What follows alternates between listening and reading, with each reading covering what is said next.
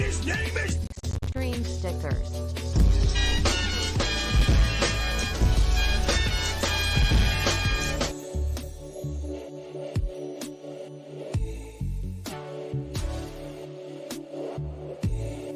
and his name is Wise bot.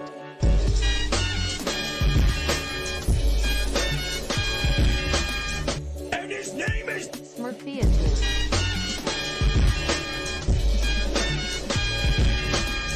and his name is Nightbot.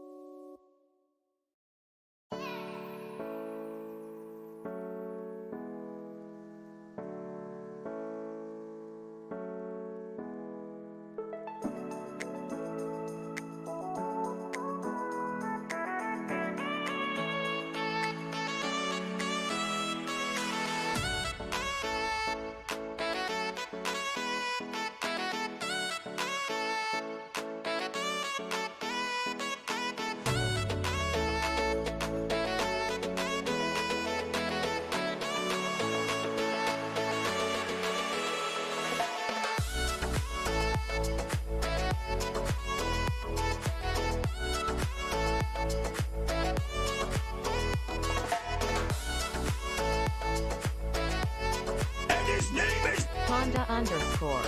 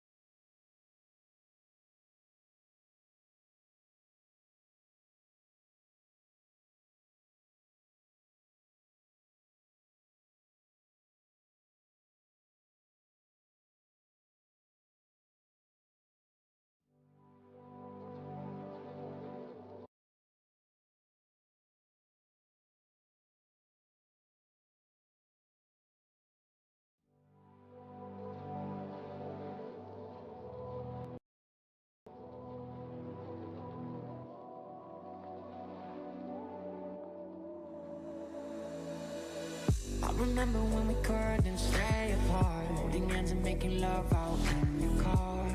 Never thought that it would end, but I was young and didn't understand my heart. Spoke a tongue I never heard of. You were warm by all those words I couldn't say. It was love, I never had to tell you. Up above, they're singing for the times we had. Memories haunt below. Rode the line until it hit the ground. Now ain't just right to tell us that our love has died. I wish I could have known back when you were mine.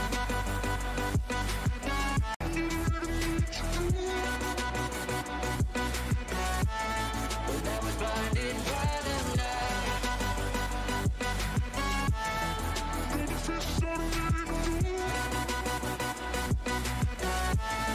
Yeah, back when you were mine.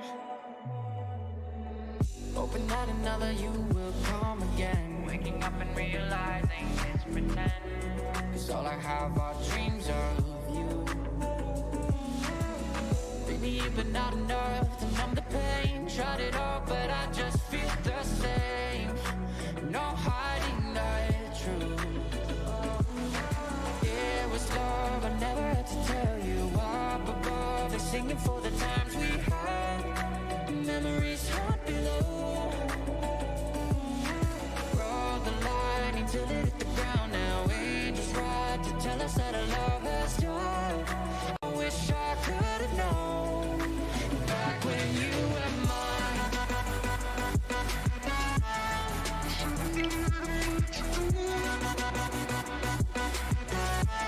But I was blinded by the light.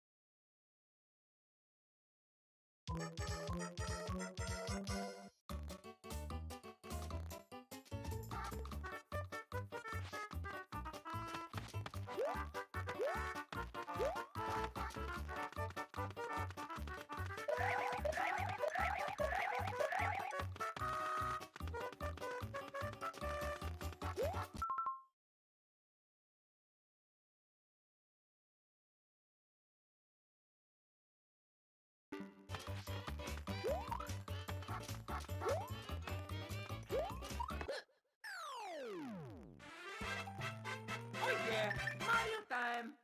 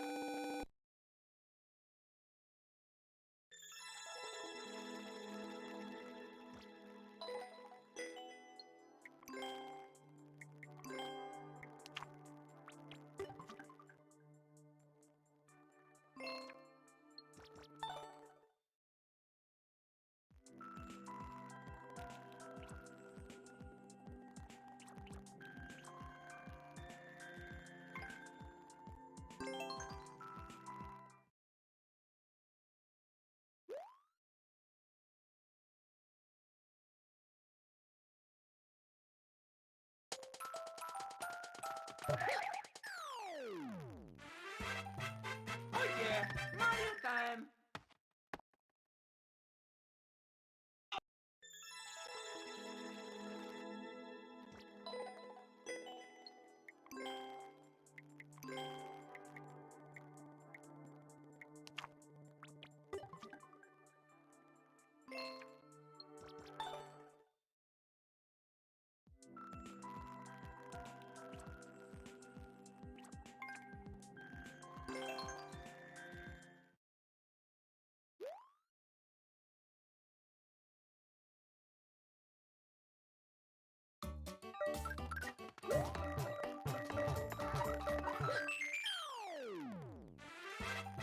Oh yeah, Mario time!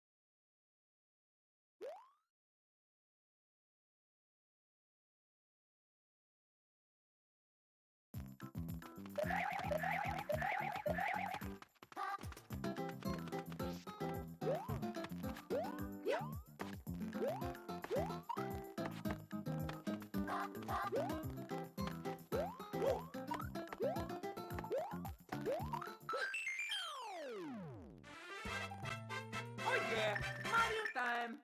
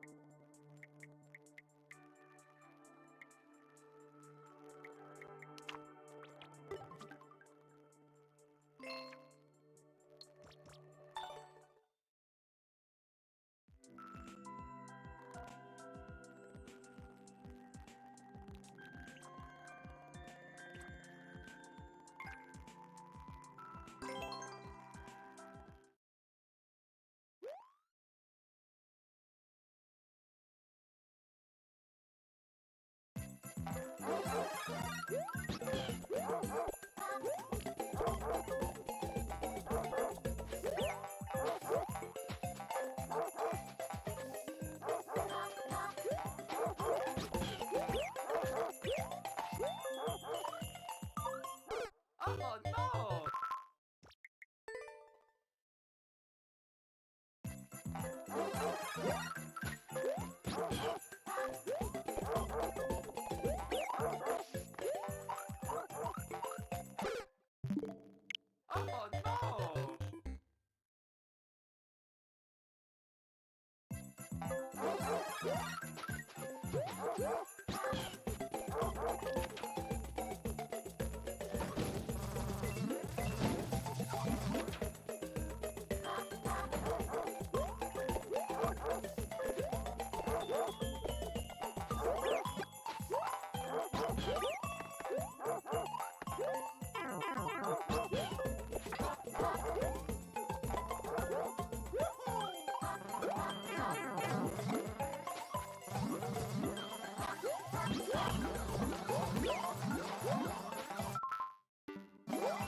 Oh no!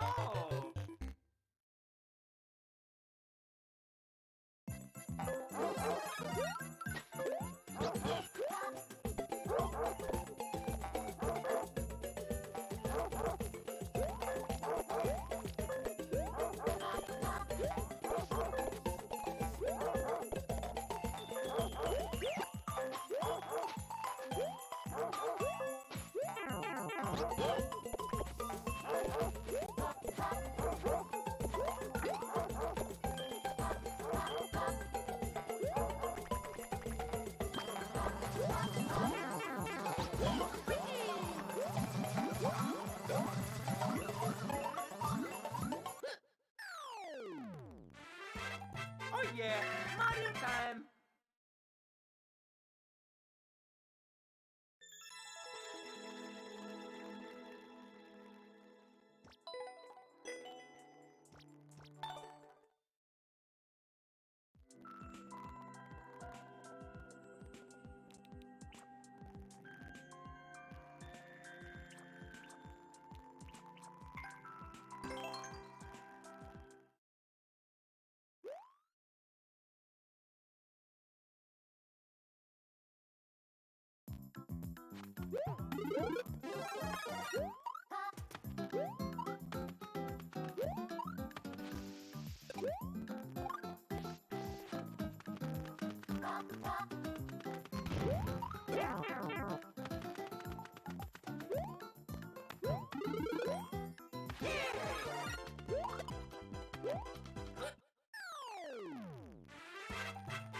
Oh yeah, Mario time!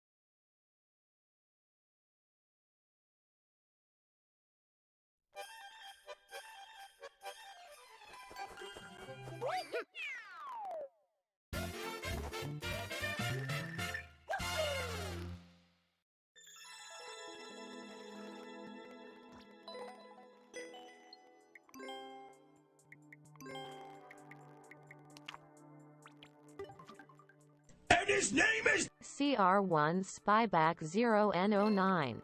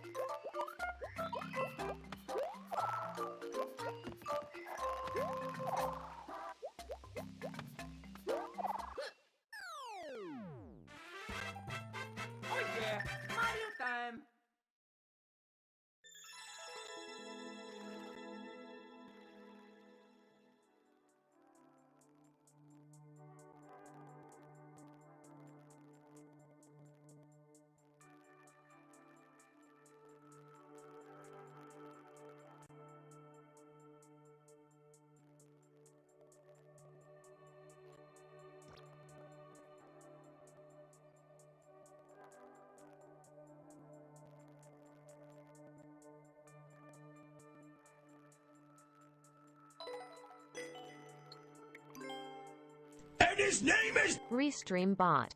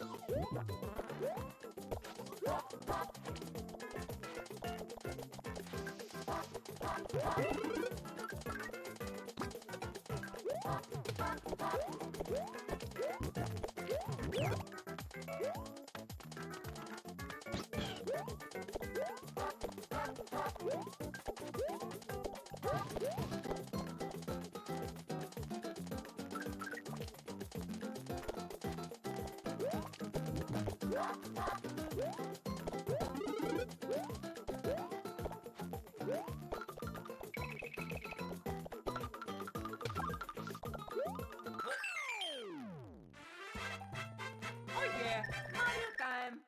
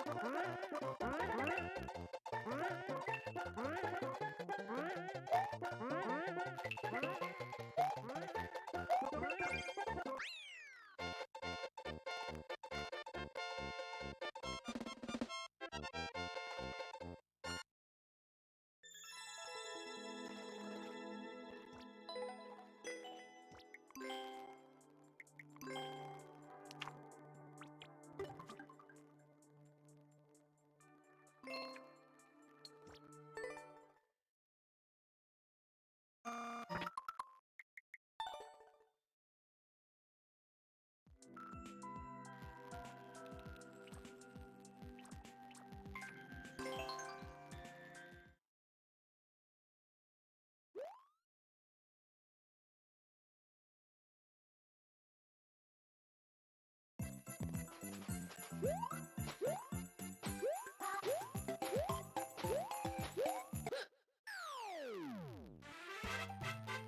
yeah, Mario time!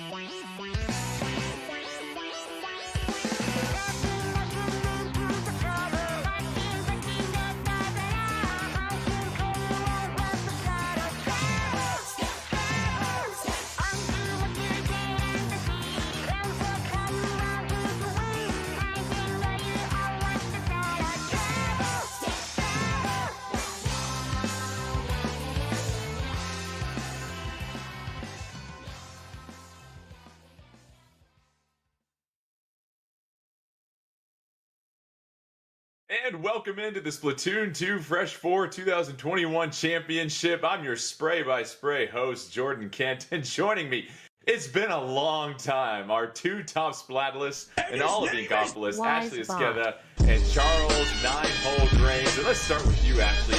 What are you most excited for today? Because it's been a minute since we got the band back together. That is what I'm the most excited about. I'm the most excited about being back here with both of you, talking about Splatoon, watching amazing Splatoon. I missed this so much. And Nine, a chance to see 4 teams in action that have all inked their way to the top through this tournament last week. What are you excited to see from these 4? Because we've got some new faces out here potentially.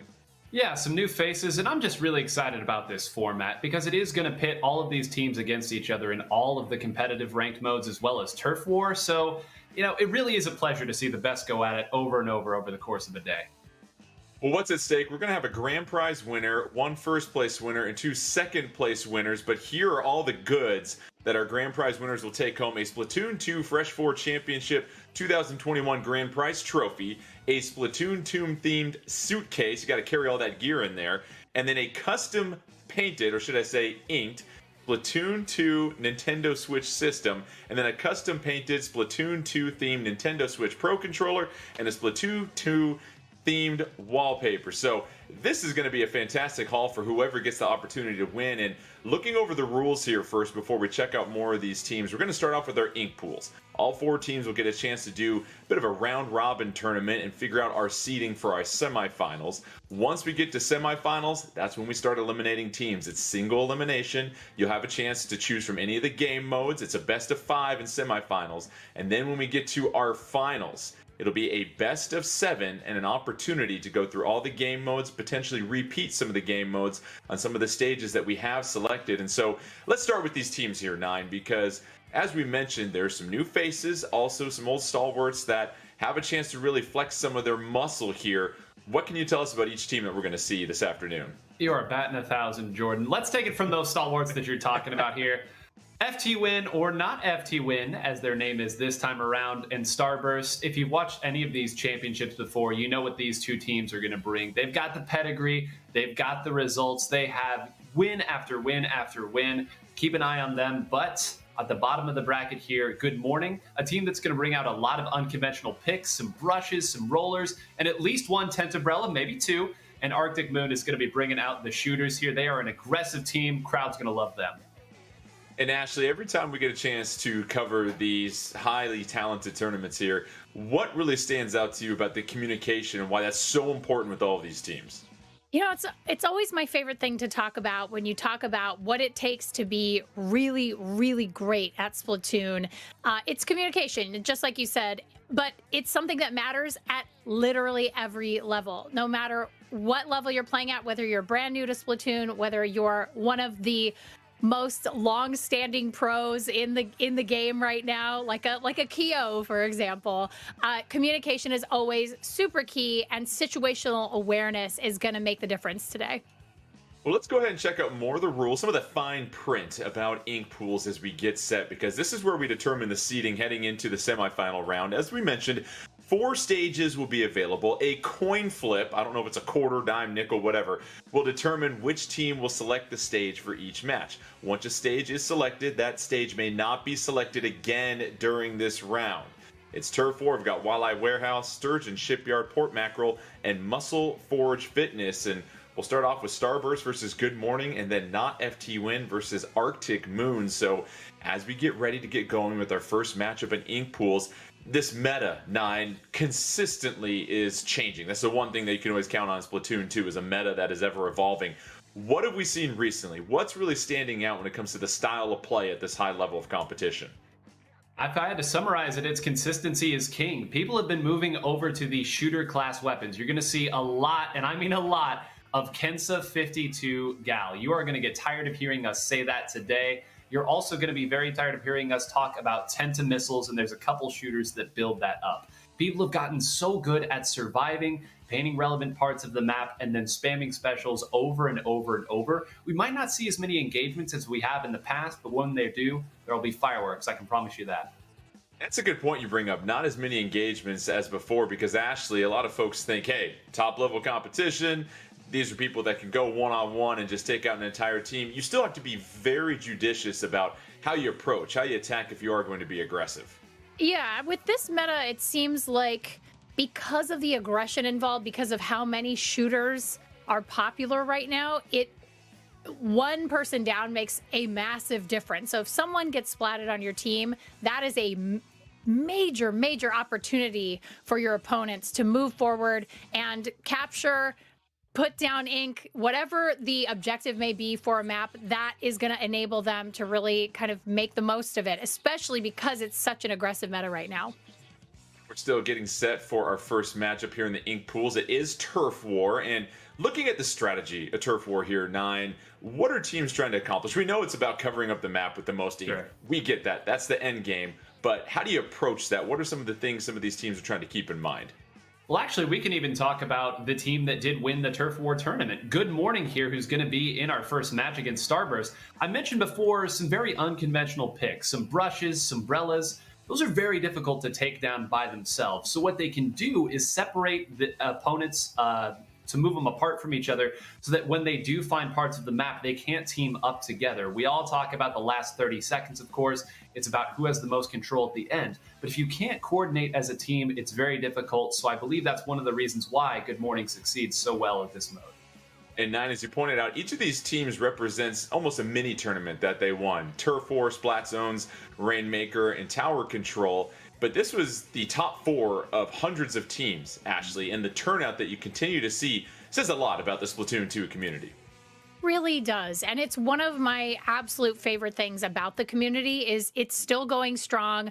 Splatoon 2 has been out for a while now, for years at this point, and there is still such a rich, kind, generous community having a lot of fun out there all the time.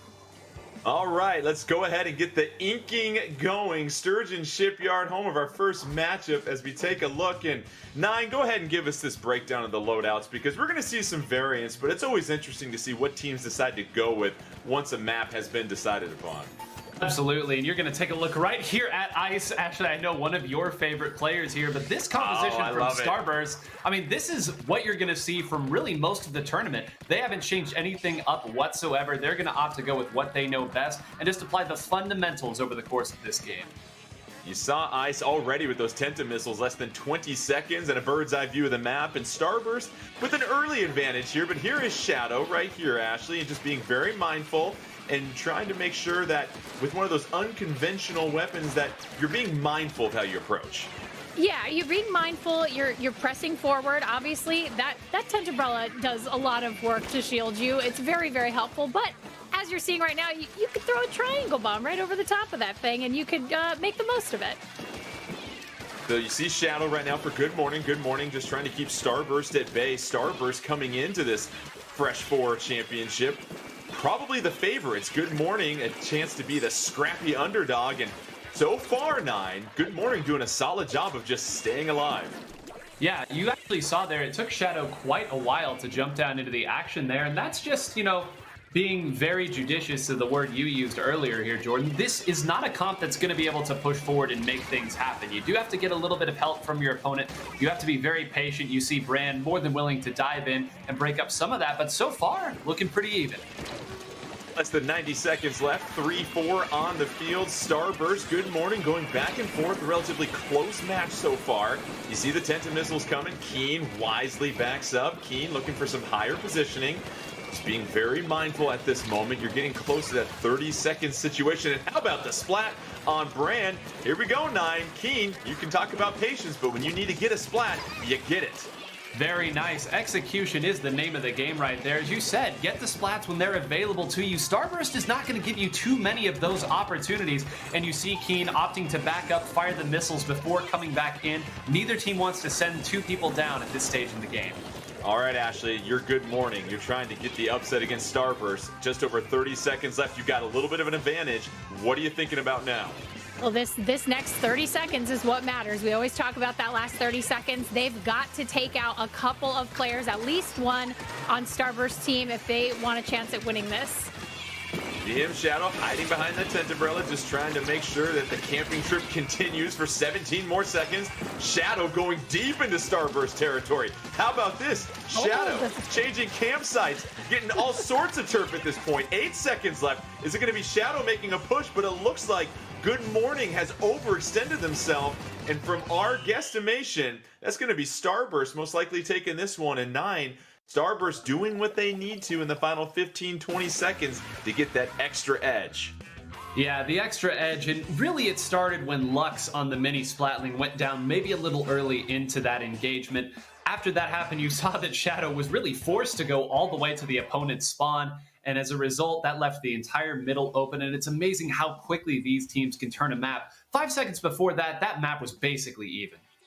And Ashley, it's just an example to show you, while we had the view of Shadow and it looked like Shadow just had nobody around them, sometimes that's a problem in Turf War because that means the opposing team has got everybody on your side of the map.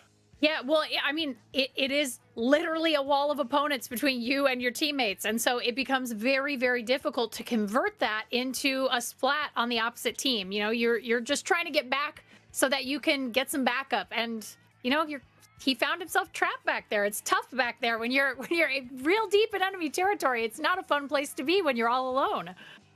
The Starburst gets the victory, and as we mentioned, the ink pools, we're just determining what our seeding is going to be for semifinals. And now that you've gotten your first little glimpse of Turf War here, 9, it really seems like the survivability, being able to keep as many Inklings or Octolings on the turf in the final 30 seconds is really huge because, as you mentioned, you can turn the tide, and it just takes a couple of seconds to cover everything up.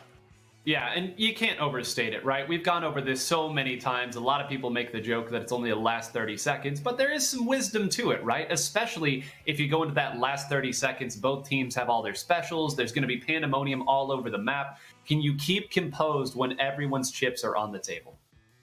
Well, as we mentioned, Starburst getting the victory over Good Morning. That'll set up our next matchup in the ink pools here. That's going to be Arctic Moon taking on not FT Win, and this is already what a lot of folks are saying about FT Win, one of the top teams for so long, not with all of their pieces, hence the term not FT Win. And we'll see what happens against Arctic Moon, a team 9 that you mentioned, Arctic Moon.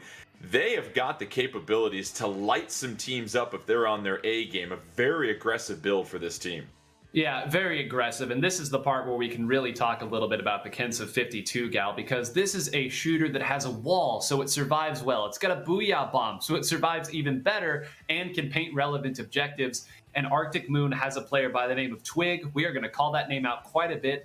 The third highest X rank power of any player not from Japan ever. Period. Ever. One of the best to ever pilot that weapon.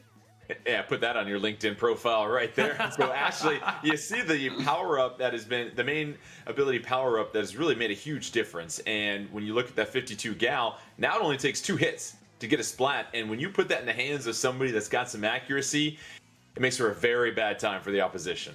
It's dangerous. I mean, that is the only way to describe it. When you're going to see Kyo out there with a 52 gal, Kenza 52 gal, pretty much exclusively today, and he is a very dangerous squid with that weapon in hand. So I definitely think that it's going to be very difficult to. They're going to have to really make an effort here, Arctic Moon, to pick off as many players as they can in 2-on-1 battles if they can find them. And Nine, how much are you seeking out splats in Turf War? Because we know when you get to the other ranked modes, a splat here or there can really give you the leverage and those numbers that you need to make a push with the objective. But in Turf War, are you going out of your way to get some splats? Question, because there's certainly a push and pull, right? We saw really going into the last 30 seconds and at the start of that last game, both teams were pretty content to paint the map a little bit, build some specials, almost throw a rock and wait to see where the fish scatter. I would expect these teams to maybe send 1 or 2 people to attack and then see what happens as a result of that, bait a little bit and move in from there. Throwing a rock and waiting to see if the fish scatter. Is that what you guys do in St. Louis with the fishing right there, Nine? Wow. Wow. Oh, okay. No, I don't know. I mean, maybe it's a good technique. It's I'm dynamite. not sure. You can educate Dynamite. me.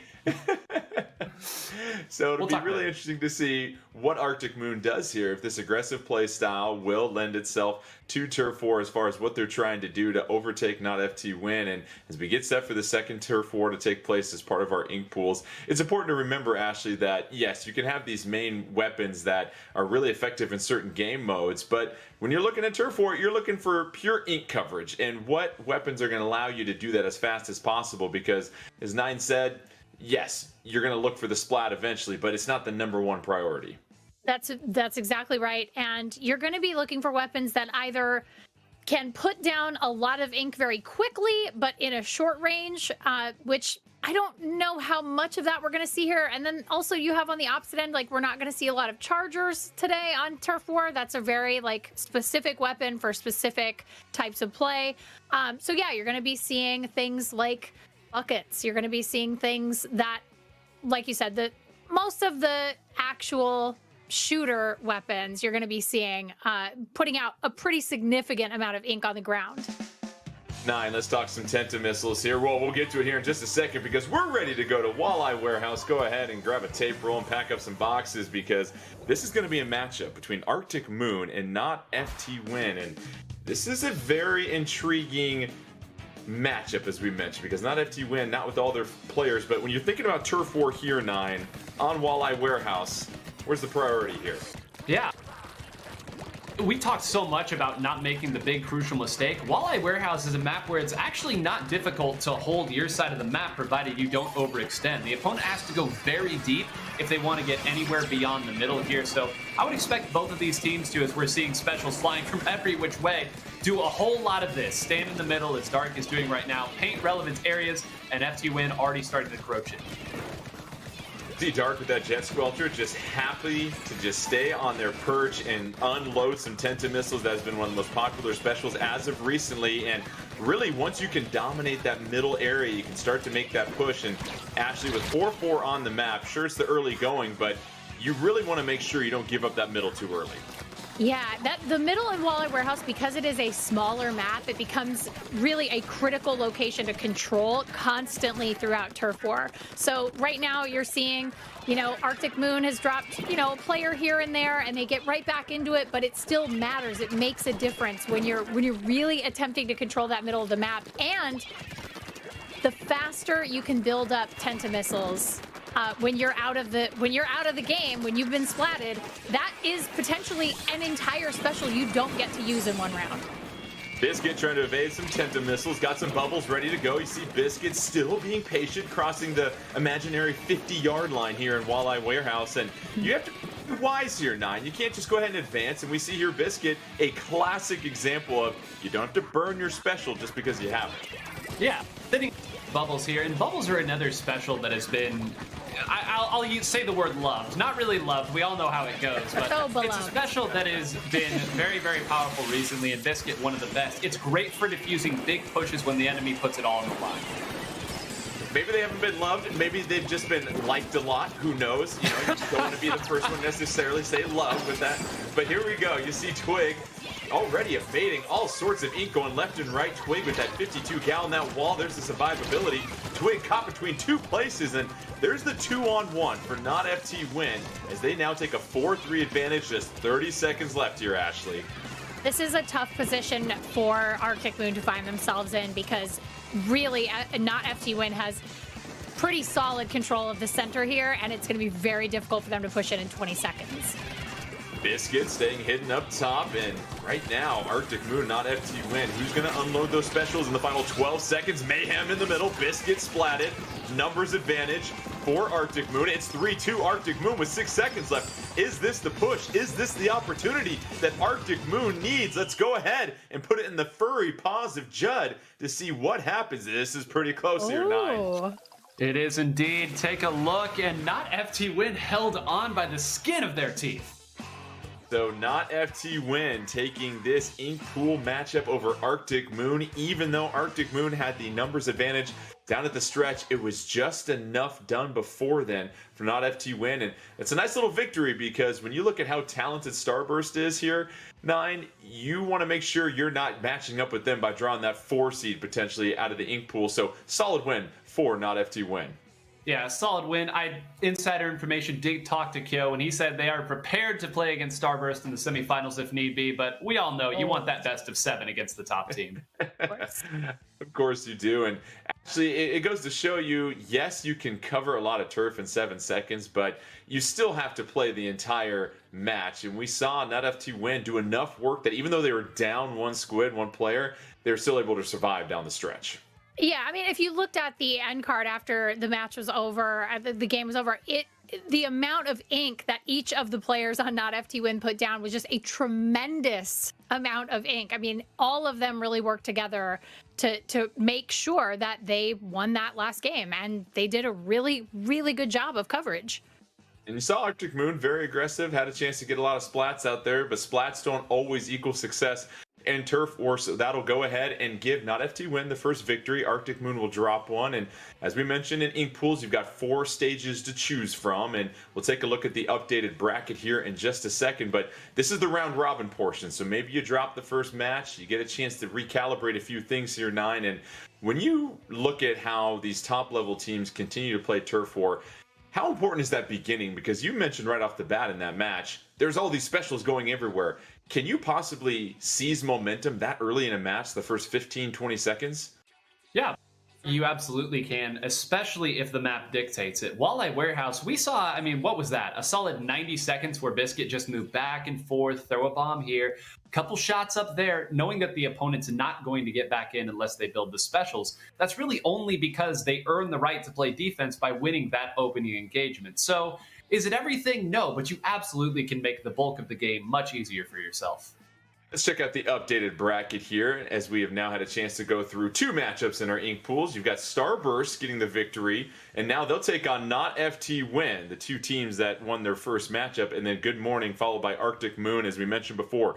Your stages: Walleye Warehouse, Sturgeon Shipyard, Port Mackerel, and Muscle Forge Fitness. So up next, Starburst, Not FT win, and looking at the different roles on a team, Ashley, we're actually going to do Good Morning versus Arctic Moon first, I'm being told. So we'll go ahead and pivot to that. But Ashley, looking at the different roles on a team, the weapons that each team member chooses, there's a reason and a purpose behind that. It's not just because, ooh, this is shiny and I like this weapon. It's, I need to play a particular role for my team. Yeah, so you've got attackers, you've got sort of midfield. It reminds me a lot of soccer or football, and then you have kind of your back line that's defending. It depends on the actual type of game that you're playing. So obviously in tower control, you're going to want maybe somebody in the back to sort of keep an eye on everything that maybe has a charger. But for turf war, really, like we talked about earlier with the loadouts, you really want things that can put ink on the ground very quickly, that have some decent range, and also enable you to sort of coordinate between your teammates on specials. So you say, okay, well, we definitely want at least 1 or 2 players with Tenta missiles. We definitely want somebody with a Booyah bomb. Let's go ahead and choose our loadout that way. And that's what we see, Nine. Regardless of the game mode, you've got to have a lot of strategy and a lot of communication amongst the different members that are playing these roles. And in Turf War, is there a particular role to you that stands out as if you have a really good either backliner or really good person in the front, you're going to do very well in Turf War? I would say that in Turf War in particular, it's important that everybody knows what the most important thing is, which is survivability, right? And contextual answer right. Well, I can't praise anybody too much here, but I really do think that in Turf War, the onus is on every player to simply stay alive and hold their portion of the map, right? Because again, we've seen if that game had gone on for maybe 10 more seconds, Arctic Moon might have taken it, but you saw Bagel survive just long enough. So I think that's really the important part, contextual skill. Fort Mackerel side of the matchup between Arctic Moon and Good Morning. Both these squads dropped their first matchup in the ink pools, but now a chance to get on the scoreboard with a victory here. See, not Good Morning in the yellow, Arctic Moon in the purple, and interesting map here, Ashley, because you've got some areas that are uninkable. I think that's the official term we came up with. And you've got some different spots for some leverage as well. There's some verticality to this map, right? So we have this sort of upper level that's around the edges of the map, and then we have the lower area with the sponges that can absorb either yours or your opponent's ink that become bigger or smaller based on who's shooting at it. So there is space for a lot of leverage, and like Nine was saying, it's really important in this map, I think, to set up that control really early in the middle of the map and make sure that nobody's getting behind you because there are multiple lanes. So Walleye Warehouse sort of opens up into one general area and there's not a whole lot of wiggle room there for flanking. This map is a lot different. Already, Arctic Moon trying to eclipse most of Port Mackerel. You see the purple push coming forward. Omega trying to negate that. You see the suction bomb rush coming out. Getting a little bit of help here with that tent. And now you've got Omega trying to get out of harm's way. And how about that, Nine? The wherewithal to understand that you're about to get splatted. Let me retreat and regain my ground. Yeah, I didn't even see the Booyah Bomb coming here. I thought the jump was initially just to get away from the Stingray, but great work, I think, getting out of there with that survivability. And you actually see that's going to allow Keen to at least survive a little bit longer here and try to slow down the opponent here. I do want to talk just for a moment here about Shadow on that tent umbrella, because Ashley, I'll even toss it to you in here. You were talking about that earlier in our previous match and how difficult it is to move away once it gets going. Yeah, I mean, once that tent umbrella starts heading towards you, if you're stuck in a lane, it's tough. I mean, you're not getting away from that, right? It's like it's coming right at you. It's a giant umbrella. It's one of my favorite weapons in Splatoon 2. I absolutely love it. I hate playing against it. It's the worst. I never want to see it in a game, especially on a map like Port Mackerel, because of those tight lanes. But it is really fun to watch. It is really fun to watch it at the highest level of play. Ian getting the splat on Twig, and now Arctic Moon still in full control with about 40 seconds left here. If you're Good Morning here, Nine, this is when you've got to make that push. You can't leave yourself just a handful of seconds. No, you can't, and this is such a difficult spot to try to make your push back from, because every time you're shooting to take back some turf from the opponent to build your special, well, they get the chance to do the exact same thing. You're already seeing the Stingray to take back a little bit of momentum that they had built. They're going to need a couple more picks if they want any chance of taking this back. DM Shadow just trying to stay alive. That tent umbrella doing all that it can, but it might be dealing with too much rain in the form of purple ink coming in.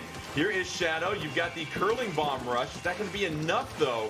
3 seconds left. This might be Arctic Moon's match to go, but who knows? Ooh, Good I don't morning. know. A little bit of work at the end. Once again, Judd, what do you got for us? Because my eye can't tell at this point.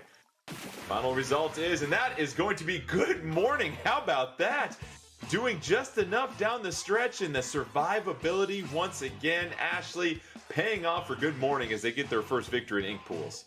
I mean, you saw Shadow right at the end there, using that tent umbrella, staying with it as it was moving forward, putting that ink on the ground, just staying calm. And that is such an important and key skill that all of these top level players have. They have the ability to just stay focused, get the job done. This is just another day of Splatoon for them, and he went in there and did it and snatched a victory away from the other team. And I absolutely love seeing games like that.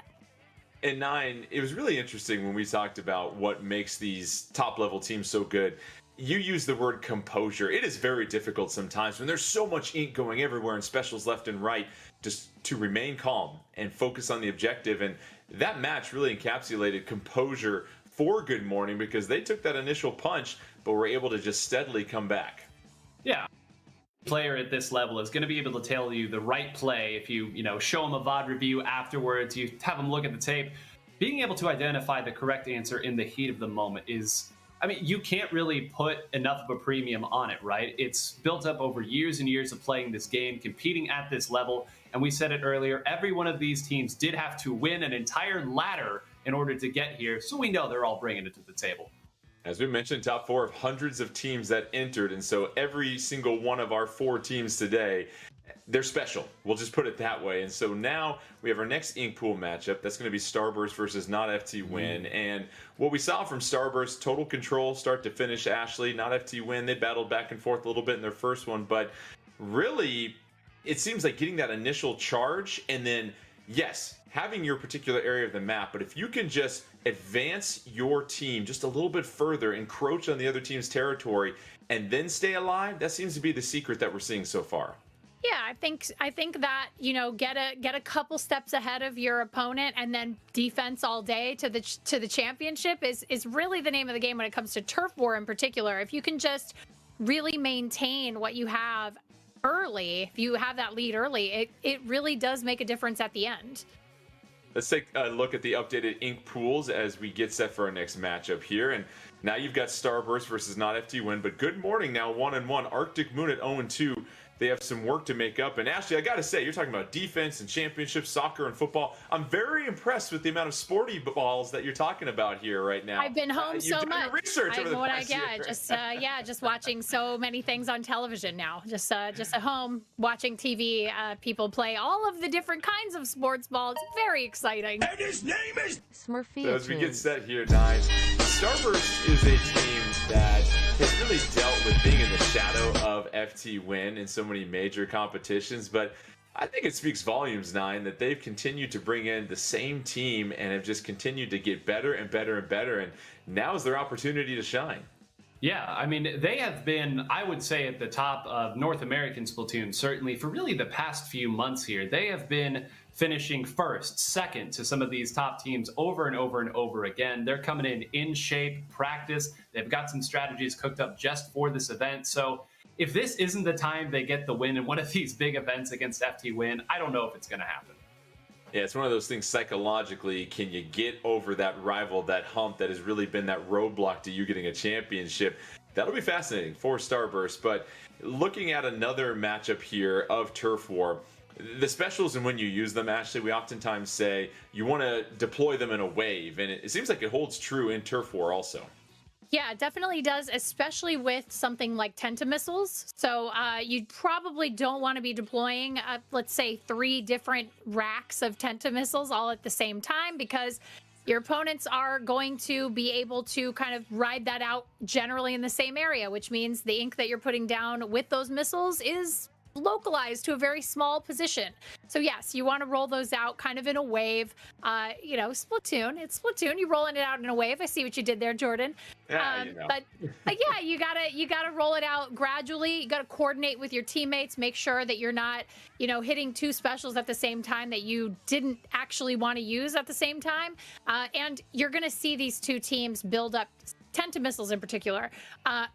Really, I mean, we saw Ice build up 9 Tentamissiles in 8 seconds? And I stopped counting at a certain point. It's unbelievable. It's so fast. You can count so higher than fast. 7. I know that, 9. Your name is 9, for crying out loud. Oh my.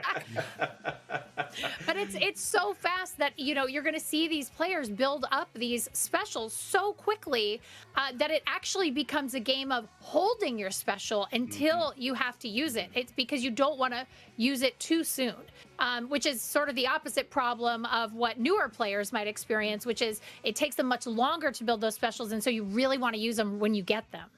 Yeah, very astute observation there. And Nine, as I continue to bust your chops, you know it's all love here. One thing we didn't get a chance to really break down too much is the abilities that players are choosing. Are they going with sort of an assortment of abilities to build a well-rounded character, or are they trying to really max out particular abilities to as much as they can for the objective they have on their team?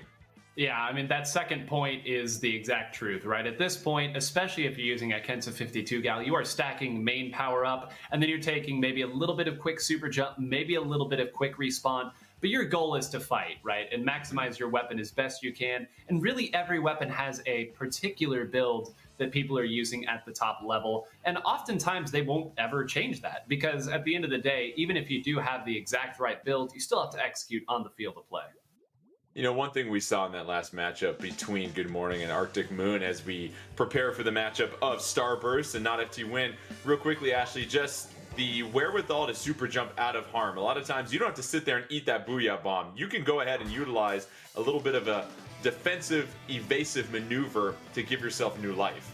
This is one of the things I am terrible at in Splatoon, but these players are very, very good at it, which is knowing when to get out as much as knowing when to go in. And so going in and realizing I'm in over my head, or, oh no, it's a flank, I've got to get back to my teammates, is such a critical skill that these players all know how to execute very, very well.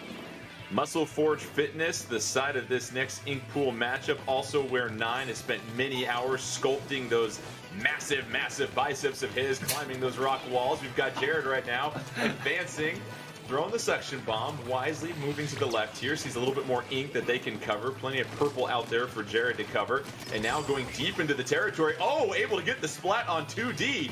And now just being mindful, backing up, and that's how you go in and go out and go ahead and give your team a numbers advantage, Nine. Yeah, that's exactly the way. We talked about, do you look for splats? Well, if they don't know you're there and they're wide open and have already been hit twice, yeah, you dive right in and get that pick.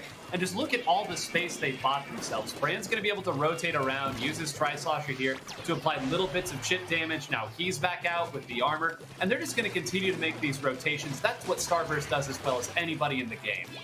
And Brand with the splat on Bagel. So now Starburst getting a few key splats, trying to take control of that right territory there where you see the purple sponge. And that's really what you have to do here, Ashley. You take care of the middle area, you take care of your half of the map, and then you just find little spots on the opponent's side that you can sort of plant your flag in. Absolutely. And Brand is doing a really, really great job with that slosher, making sure that Not FT Win is not coming in to the middle of this map. He's like, no, thank you. I don't think you'll be putting any purple ink down today over here. I've got my slosher. Denied. Yo, facing a 3-on-1, can't survive that. So Starburst picking off one of Not FT Win's top players, and with under a minute left, they have a numbers advantage, and it looks like Starburst starting to cover more and more of this map. And this is telling everything that we need to see here, Nine. You don't see a single member of Not FT Win on this middle hump in Muscle Forge Fitness. No, you don't. And they are going to try to build up a double suction bomb rush here. They have two weapons with that devastating special. They're going to put those in the middle and hope that somebody runs into it either by accident, it breaks some armor, it gives them an opening here because they're certainly not going to be able to force it by themselves. They're going to need Starburst to slip up. All 8 players were on the map, and now they trade. Oh, it's a 3-2 advantage for Starburst. 13 seconds left. Starburst trying to advance to 2-0 and get closer to that top seed in the ink pools. It is mayhem right now. 4-2 Starburst. That might have been it right there. You see Starburst advancing. 2 seconds left. And how about that burst from Starburst down the stretch? And this is clearly going to go their way. Just excellent execution in the final 30 seconds there, Ashley. Really, really excellent. They held, they stayed calm. They didn't overextend. They didn't try to go for even more. They knew they had it. All they had to do was just hold, and they did exactly what they needed to do. And that's the picture that you're able to ink right there, Ashley, is Starburst maintaining control of that middle area 9, and we never really saw that suction bomb rush overtake that. And yes, you don't necessarily go out and look for splats, but at the end of the game, it now becomes a free-for-all, and if you can get those splats and get that numbers advantage like we saw from Starburst, it's curtains. Curtains. And what's so difficult about fighting a team like Starburst is we never saw Brand stop moving. Whenever Brand got a pick, went over to the right side. Get a pick on the right? Let's go back to middle. Let's rotate around. And the other members of the team are doing just that as well. You can't focus in on any one of them. They know their rotations, they know their strengths, and it's going to be that much more difficult to knock them off once they get into the ranked modes. And mobility, Ashley, is something that at this top level we just marvel at sometimes. And it's so important because you have to make yourself a moving target, and you also have to make sure that you can be flexible to help out your teammates at any given moment. And that's what we saw from Bran. Yeah, Bran, like Nine said, Bran's moving left, getting a splat, moving right, getting a splat, moving left, covering up all of that purple ink, moving right, doing the same thing, leaving a path behind him. Often you'll see like these players will turn around and just toss a little bit of extra ink down to make sure that they can make a hasty escape or help their teammates get to them in the event of an emergency or a 2-on-1 situation. And Bran just did such a good job of being aware of helping his teammates with that mobility, using the slosher to make sure that all lanes were open for all of his teammates to be able to get to wherever they needed to go on the map. So Starburst moving on to 2-0 so far in our ink pools as we check out the latest standings in these ink pools. Remember, we're looking for the seeding as we get set for the semifinals. That's when things get even more serious and teams start to get eliminated here. But Starburst 2-0, not FT Win and Good Morning both at 1-1, and Arctic Moon at 0-2 at this point. So that'll set up our final pair of matchups in the ink pools. And Nine, sticking on the subject of mobility, what's so great about Turf War is it's fair to say that compared to all the other game modes, you have to be mobile across the entire map at all times in Turf War versus some of these objective-based modes that we see where, okay, it's either the splat zone or I'm following the tower. Is that fair to say when you look at everything that you see when it comes to the mobility in Turf War? Yeah, we always make the point that the entire objective is the entire map. It's that much more difficult to know where the opponent is set up because they could be anywhere. You can't rely on them being positioned around a tower, positioned around a Rainmaker, or around a splat zone. So mobility, that much more important, and more than anything, just making yourself hard to find, much less hit.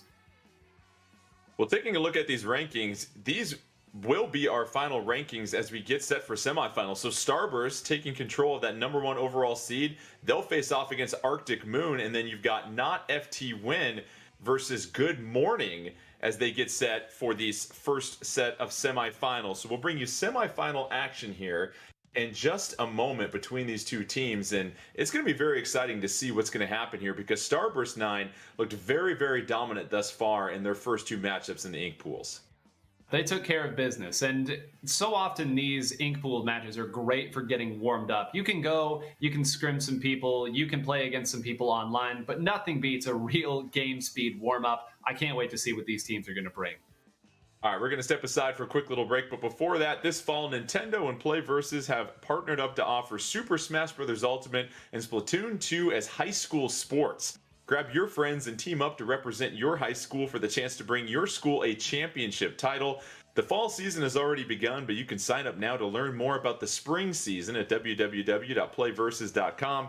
Spread the word at your school and visit www.playversus.com to get your school ready to play in the spring season 2022. When we come right back, we'll bring you our first set of semifinal matchups in the Splatoon 2 Fresh 4 Championship 2021.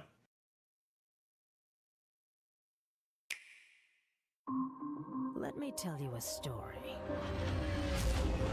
about the most powerful bounty hunter in the galaxy, Samus Aran.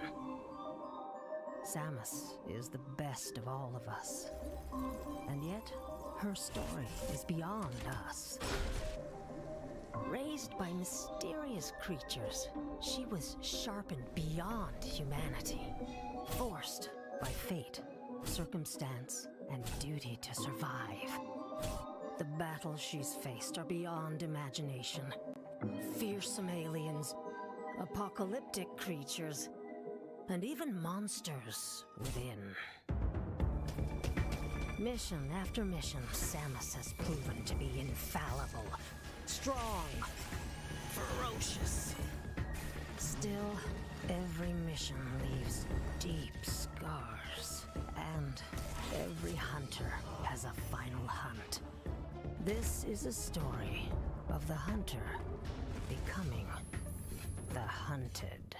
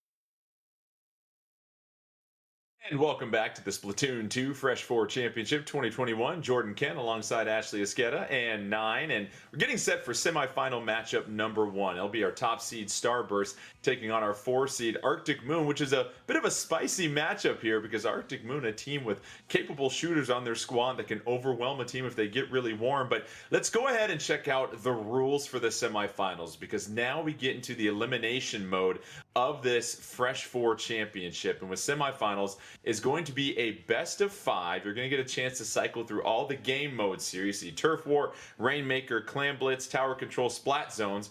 Your stages, Inkblot, Art Academy, Mako Mart, Blackbelly Skate Park, The Reef, Manta Maria. Now the team with the lower seed, that is Arctic Moon, will choose the mode for the first game, and that means Starburst will choose the stage. After the first game, the losing team, that's right, the losing team will choose the mode for the next game, with the winner choosing the stage. So 9, there's some gamemanship there because once a mode is chosen, if you're the team that just won, you can choose a map that you feel like you'll do the best on in that particular game mode.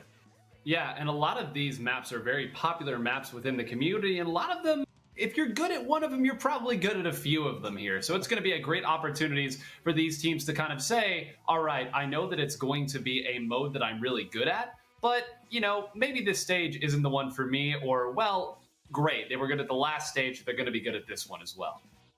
So, Ashley, we are being told that our very first game will be Tower Control on Inkblot Art Academy, and this is always exciting because you've got a pretty wide open area in the middle and then some verticality and uninkable ramps that you have to deal with as you get deep into opposing territory.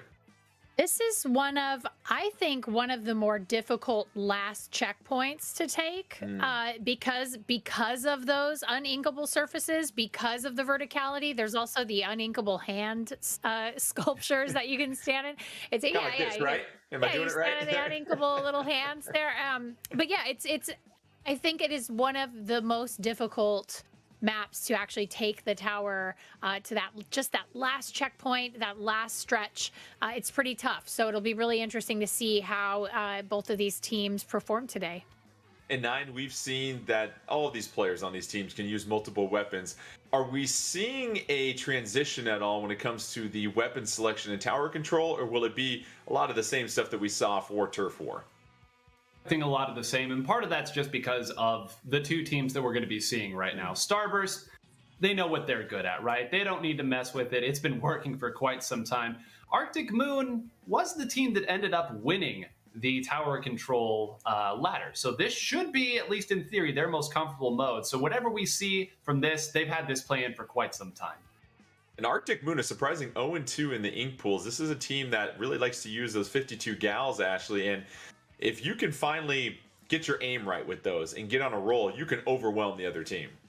You absolutely can. I mean, like we were talking about earlier, with the Kenza 52 gal, it's 2 hits to splat an opponent, which means anything goes, especially in tower control when you have this sort of variable in the tower. Where is it? Where's it going? Is it moving? Is it not moving? Are we at a checkpoint? I mean, there's so many different scenarios that these teams are going to have to adjust to, and the 52 gal, the Kenza 52 gal, is going to make that all the much more difficult.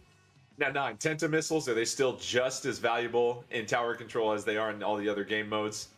Yeah, it's maybe even more so because you know where the opponents are going to be. It's that much easier to hit 2 or 3 people with those Tenta missiles. And again, if you're on the tower and you get targeted, you have to move. It's non-negotiable, and better yet, the opponent can see where you're going because you are marked once those Tenta missiles do take aim on you. So expect at least one of these teams to bring some Tenta missiles out and use those as a get-out-of-jail-free card if the push starts happening. Of course, Ashley, when you are on that tower trying to advance it, that's when you really have to be dialed in as a team, because it's not just enough to get on top of the tower. You have to make sure that you're getting that thing moving. And then, as you said, when you get to those checkpoints, what are teams trying to keep in mind as they're trying to clear that checkpoint? Stay away from bombs. Suction bombs are not your friend. Suction bombs are the enemy.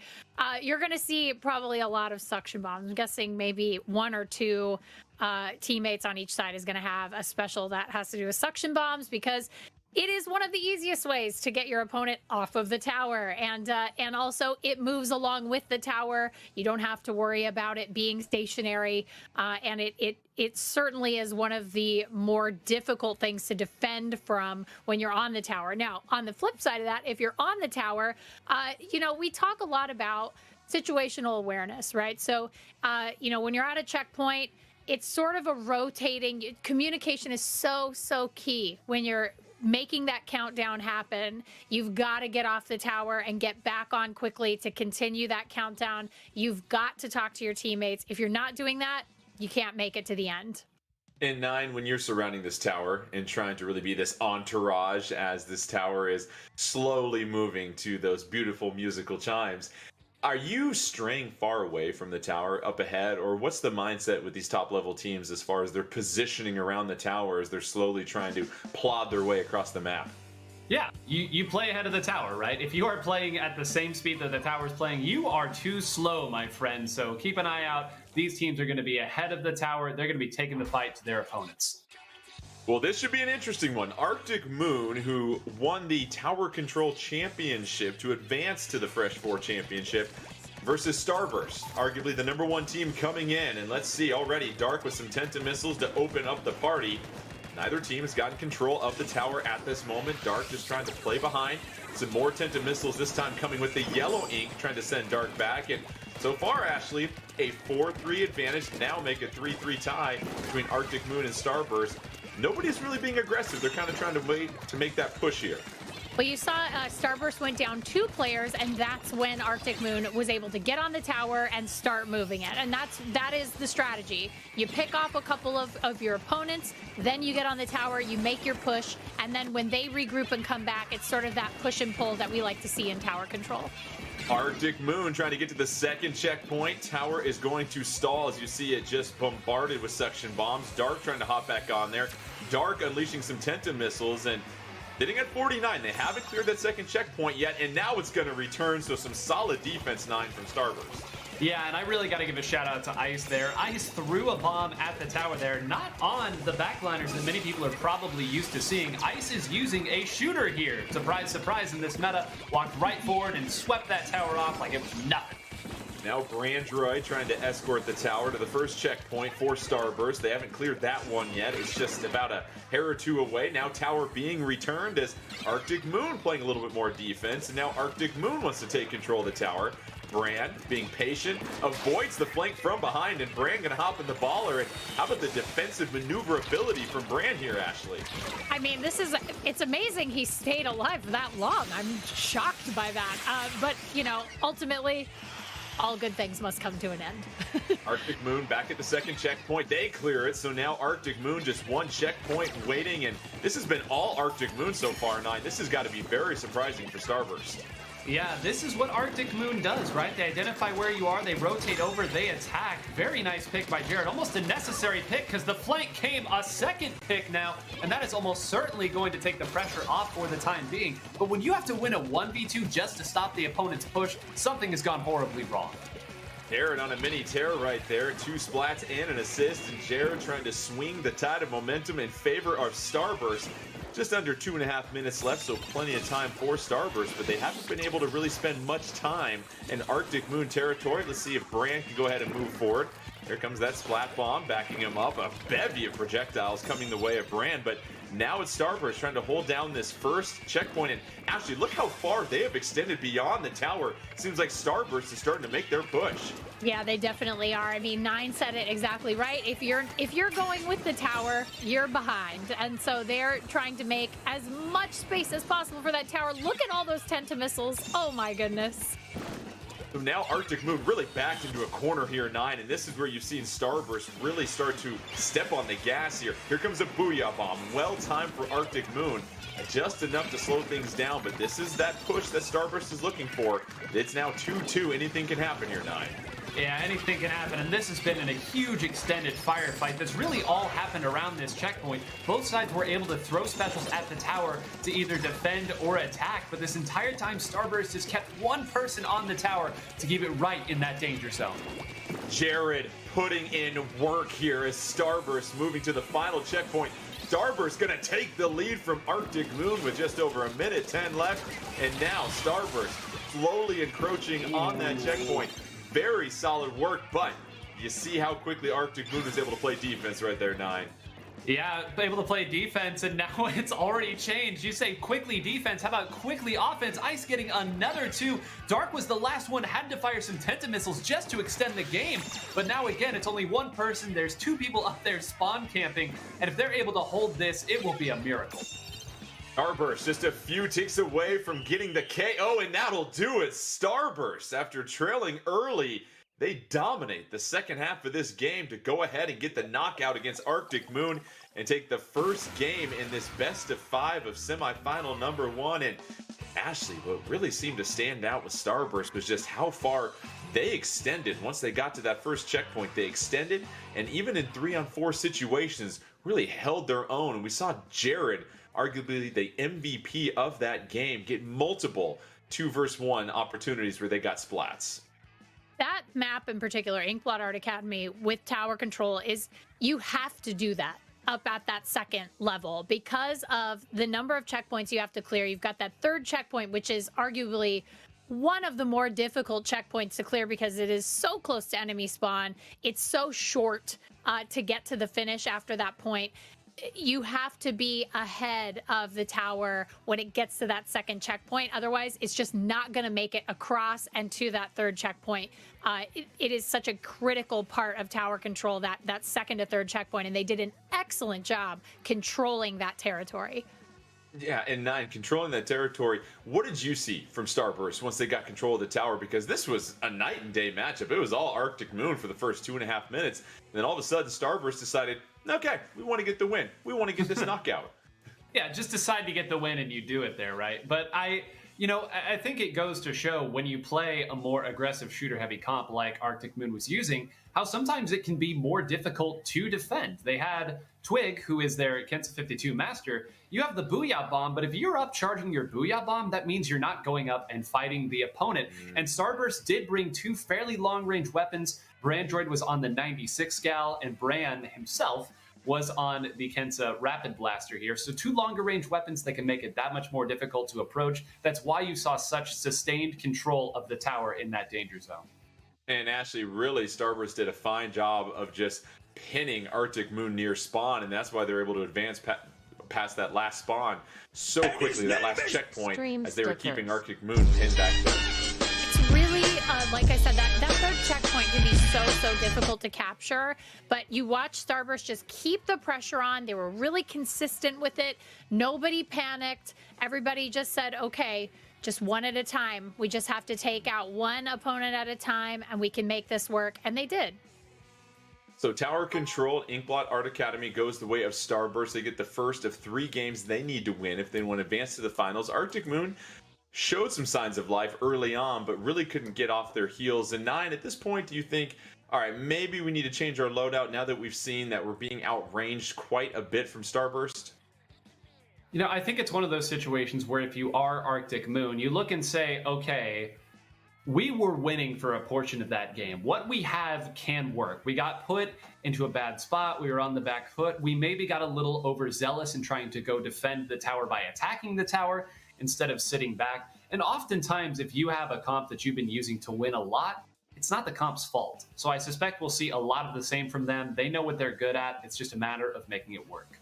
And he had that on a t-shirt. Blame the player, right? No, it's not the comp's fault. I'm always trying to I'm blame gonna the get comp. that on a It's like, t-shirt. no way could it be me and my skills. In this situation, let me go ahead and tweak a few things. It's the comp's fault. And so it will be fascinating to see what they roll with here, Ashley. But for Arctic Moon, I think 9 makes a good point. You were winning in the first half, so do you really need to change that much? It wasn't like this was a quick 1-minute KO where you never even got past a checkpoint. You almost got to that third and final checkpoint, and then Starburst just overwhelmed you. I think they got really excited because they were doing so well. I mean, I know that feeling of that adrenaline rush that you get when you're doing something that you know is really tough. You're up against a really tough opponent. You know your opponent, and you're like, oh, we're doing it. And then you make that like unforced error. It's a matter of unforced errors. Even just one, it really makes the difference. And so I think you're right. And like, you just don't really change anything. You just try to stay calm. Mission Control telling me, 9, that the next matchup will be Clam Blitz on the Reef. Yeah, OG Splatoon 2 stage here for the most part. Clam Blitz, we've talked about it before. There's a lot of intricacies to this mode. What are these teams trying to keep in mind as they get set for this matchup on the Reef here, 9? Don't make the big mistake. And I know that we've said that a lot, but I just want to drive home the fact that if 3 people go down, you lose the map. You lose all of the clam spawns too, because they do spawn in those little pods of 4 all across the map. And it's that much more difficult for you to even get back to mid, much less play the objective. So I'll say that these teams, especially on a close quarters fighting map like the Reef, are going to play it a little cautious at the start, wait for their big opening, and try to score multiple power clams as their very first score. And Ashley, to borrow another one of your sporty sport analogies from earlier, it's similar to soccer or football where you have to prevent that major mistake because those opportunities to pour in a ton of points are rare, and usually your best opportunity is at the beginning when you don't have a penalty to deal with. So here we go. Clam Blitz on the Reef. You've got Arctic Moon facing off against Starburst. And already we see Bran just trying to build up some special with that Tri-Slosher.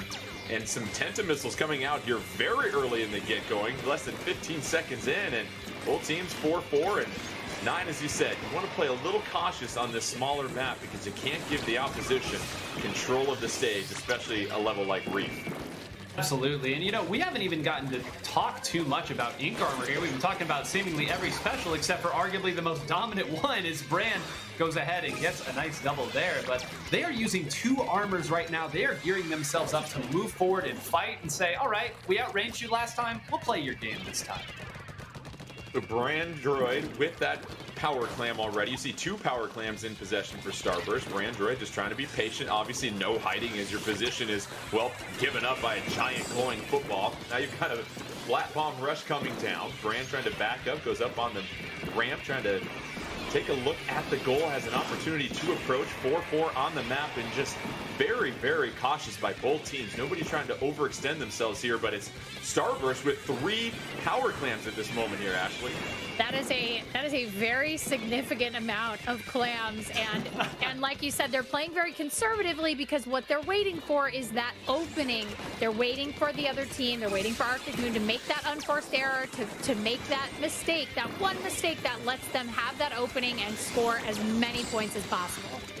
Saw the Ink Armor coming out and a suction bomb launcher also being deployed. All 3 power clams still in possession of Starburst. They're doing a terrific job of just staying alive. Brand Droid trying to approach. Opening still not quite there, trying to go under, but a suction bomb going to go ahead and cut off their map, followed by a splat bomb. Ink Armor coming out. 4-2 advantage for Starburst. Here's the opportunity. They break the barrier. They get that first power clam in. Here comes the super jump, but oh, short on the pass. The incompletion. Going to bring up second down here, 9. Second down, and talk about patience there. We're 2 minutes into this game, and we finally have our first score. 3 power clams. It is so difficult to get anything done when the opponent can see you. They waited that entire time throwing specials to try to sneak a flank in from Jared to score multiple power clams, but even with all that patience and getting the situation, they only scored 1. Arctic Moon with a pair of power clams. They get them both in and snatch the lead from Starburst. And just like that, Ashley, the 1-2 punch behind the Booyah Bomb, that gives Arctic Moon the advantage. A Booyah Bomb gives you so much room to move in, and what a great placement. What a great placement of it, and gave them the ability to just hop right over the edge of that bridge right there, score their points, and then, you know, at that point, it doesn't matter if you get splatted. See the 13-point penalty that Starburst is going to have to overcome. They still trail by 7, but here come the individual clams. They're filling up the basket here. And how about this approach, 9? All of a sudden, Starburst has busted open this game. They're looking for the KO. Now they got to just get a few more clams. Looks like that timer's going to run out unless Ice can sneak from behind and grab one. Ice trying to keep the timer going, and Ice is able to do so. And Starburst just 1 point away. They've got to put their pedal to the metal here. And there it is. Jared coming in at the last second and getting that final clam. So how about Starburst here, 9? The counter punch to Arctic Moon was enough to give them the KO. It was, and I want to just draw everybody's attention to the difference between both of Starburst's pushes, right? They had 3 power clams at the start.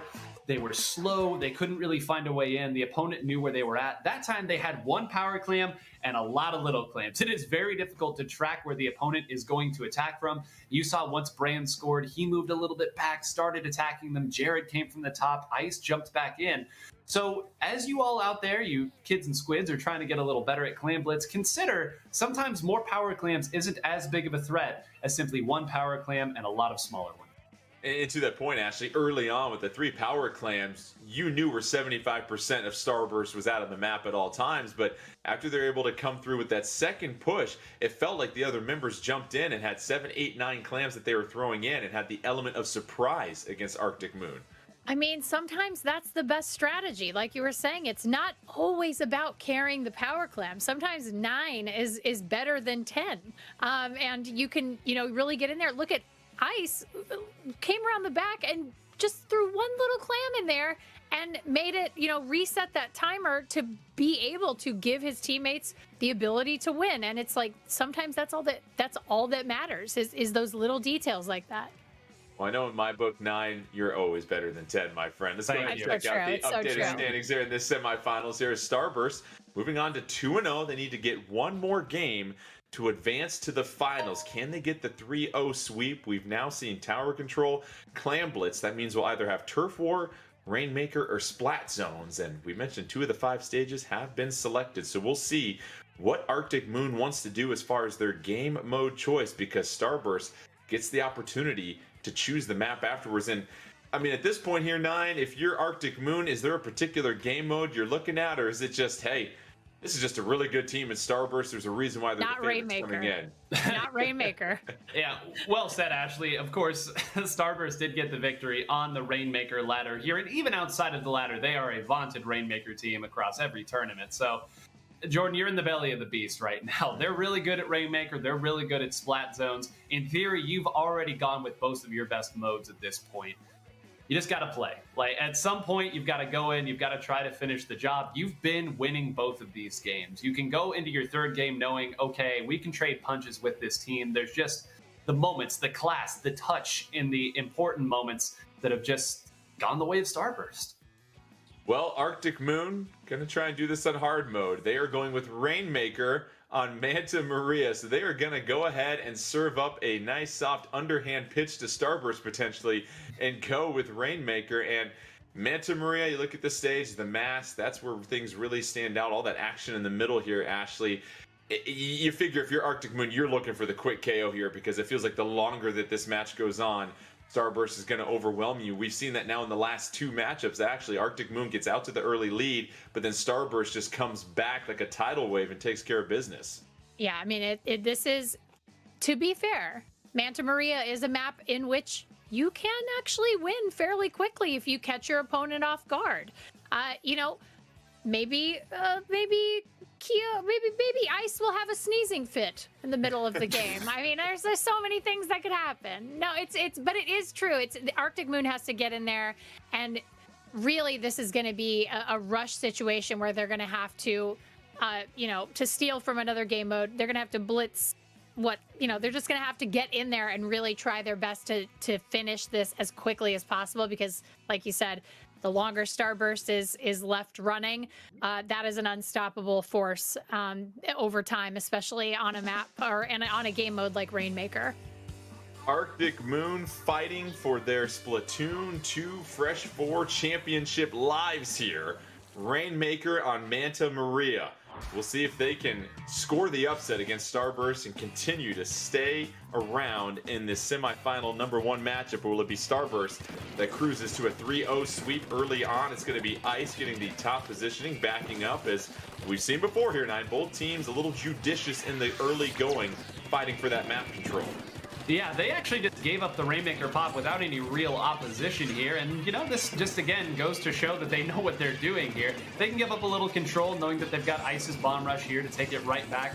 We can dodge some of these missiles here, give up a little space, because eventually you are going to come back to us. We're going to put the onus on you to execute perfectly, and hey, with 2 down, that's not too shabby. 4-3 advantage for Arctic Moon. They've got the Rainmaker trying to make that very precarious jump, as you know before, that cuts off a lot of the map. And you see the Rainmaker just sitting there. Very difficult situation and position to grab it. And now Nick is going to retreat, just cover up a little bit more turf. Nick still looking for some empty space, just being very patient. And you see the Rainmaker most likely going to reset here very shortly, because that's a very, as we mentioned before, tough place to Ashley to regain that Rainmaker mid-air deep in the opposition's side of the map. Yeah, that's definitely a situation where you're going to want it to reset so that your team can reset. You can start over with your strategy, figure out how you want to proceed. But right now, Brandroid is he's making his way. Brandroid giving Starburst the lead. You see the Inkjet putting a quick end to that push for Starburst. And now it's Dark that has to play that backline role. And quickly, you imagine if you're Arctic Moon, you want to make sure you play some solid defense. Snatch that Rainmaker here, 9, and think about what kind of push you're going to make. Went out right there. You saw 2 people go down. Brand was waiting that entire time right next to the Rainmaker for the other members of Arctic Moon to go too far ahead. They're starting to wise up to his tricks, but even in that scenario, Brand was able to get a trade, and that's really made this entire push start on the wrong foot. Defensive missiles coming down. Twig trying to backpedal a little bit. Booyah Bomb coming from Twig. Here is Dark trying to scale the leap and just falls a little short, and we all know what happens when Inklings get into water. Well, you go ahead and get a preset of that Rainmaker nearly. Here's Brandroid sitting there, can't quite pop it. Twig also goes down. So you see Inklings getting splatted left and right, and now here, if you are Arctic Moon, you have a chance to sneak by, and that's exactly what they do here, Ashley. mean, this is this has been a very good matchup between these two teams. I'm really enjoying how well Arctic Moon is responding to Starburst. Arctic Moon trying to stay alive. Starburst up 2-0, one more win, and they go to the finals. Rainmaker in possession for Starburst. We'll see if they continue to go the same route with that jump on the right side of the mast, or if they'll try to take it right through the middle of the ship. Here is Nick. He sees the Rainmaker right there. Still needs to be popped and trying to go a different route here, Nine. Is it good? Is it wise to change the way that you're going sometimes, as we see 4 Inklings get splatted? Right. The name of the game with Rainmaker is spontaneity, right? If you see people lined over on one side, you've got to go the other way. And frankly, I think it was the right call. I'm not sure if it was a bomb or something else that took out Ice, but there were points to be had. So right now, Arctic Moon in the unenviable position of just hang on. They're going to have to hang on for more than a minute. Sometimes that's 30. a viable strategy. Sometimes that's a viable strategy.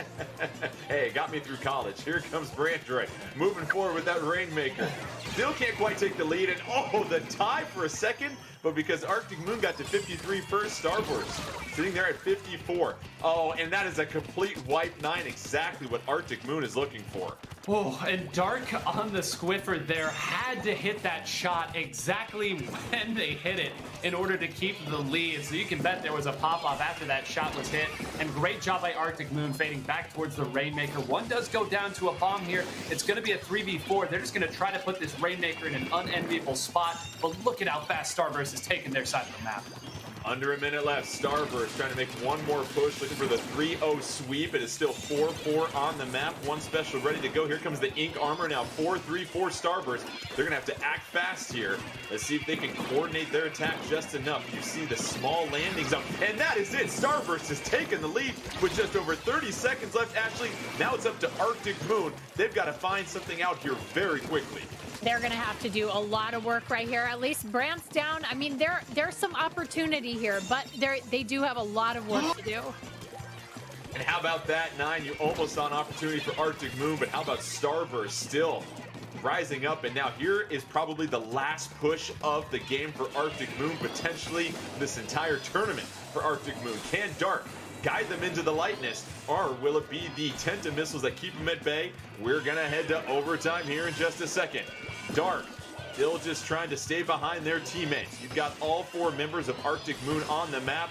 Dark is going to have to be nearly flawless with these launches of the Rainmaker. You see a couple of splat bombs coming down. Dark has to time up this jump. Dark trying to scale the mountain. Here comes Dark. Dark has an opportunity. Pinned into the corner. Dark still needs to make up some more ground.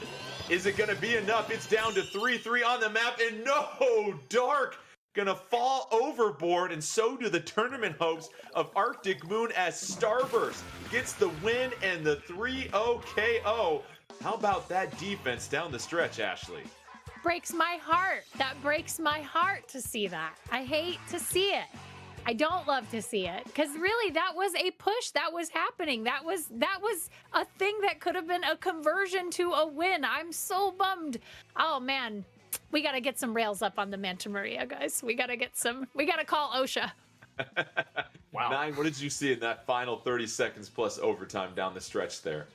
Tragedy. That's what I saw. That was, I mean, I want everybody to kind of go back and look at all the things that went poorly for Arctic Moon. They executed so well to give themselves an opportunity. Ice grabs the Rainmaker, pushes it a few more points. Now suddenly you have to be even more judicious with your push. You get 3 members of the enemy team down, and then one of you goes down to a wayward splat bomb that slows your Rainmaker down and doesn't allow you to advance it further. Then when you finally get your jump back in and get one person down, the momentum from the Rainmaker pushes you off the map. Just so many things that went poorly for them, but you don't want to say it was a close 3-0. You hate that phrase, but every single game, Arctic Moon had a lead at one point, and I think that shows you exactly the level of all of these teams. Let's go ahead and take a look at the final bracket from this semifinal one as we see Starburst advancing to the finals. And we want to thank Arctic Moon for participating. They'll take home one of our 2 second prize winning packages. As we mentioned, you'll get a second prize trophy for Fresh 4 Championship 2021, Splatoon 2 themed suitcase, and the custom painted Splatoon 2 themed Nintendo Switch Pro controller, and the Splatoon 2 themed wall banner. So Starburst will be sitting in grand finals. Who will they face? Will it be not FT Win or will it be Good Morning? We'll step aside, but when we come back, we'll bring you the second half of our semifinals bracket between those two other squads as we continue along on the Splatoon 2 Fresh 4 Championship 2021.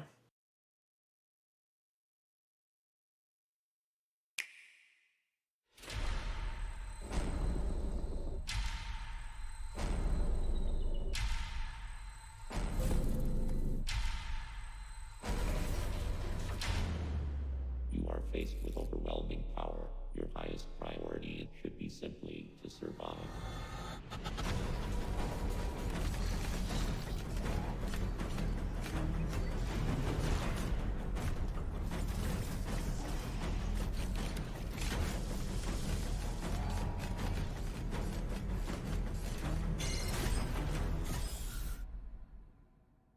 There may be a very small opportunity to escape. Don't let your guard down.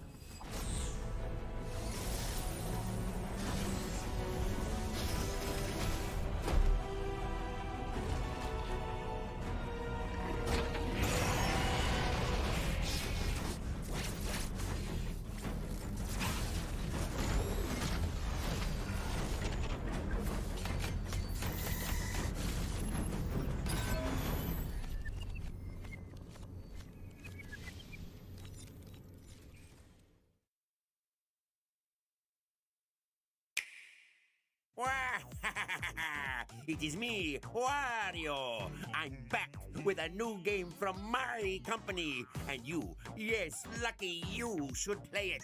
Why? Because Wario makes the greatest games. But I guess I have to spell it out for you. So here, the top reasons why you should play my game. Number 10, you can control me, Wario, in over 200 micro games.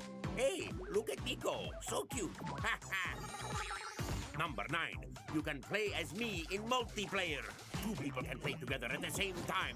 That means you can make someone else do all the hard work. Number 7, or is it 8 or 3? Whatever. Anyway, my crew is back. But who cares about them? Wario is the best. Eh? You do care? Fine. Number 6, each chump has different abilities, but they will never be as great as me. Okay. Number 5, variety pack. Look at these 10 amazing mini games you can only play here. Claim turf, pick fights. Don't let that ball hit the ground. Oh, there's plenty of that in my game. You're welcome. Number 4, story mode. Hey, I don't have time for stories. I got sucked into my own game, so get me out of here now. Number 200. Is that the right number? Who cares? I am in these micro games, so that means you get more of me. Number 2, Wario Cups, named after me. Better not embarrass me in those weekly challenges. And the number 1 reason to play my game, it's me. Wario is the greatest. Don't like that? Too bad. There, I spelled it out for you. Now, you'd better play it. Lucky for you, there's a free demo on Nintendo eShop. Have a rotten day.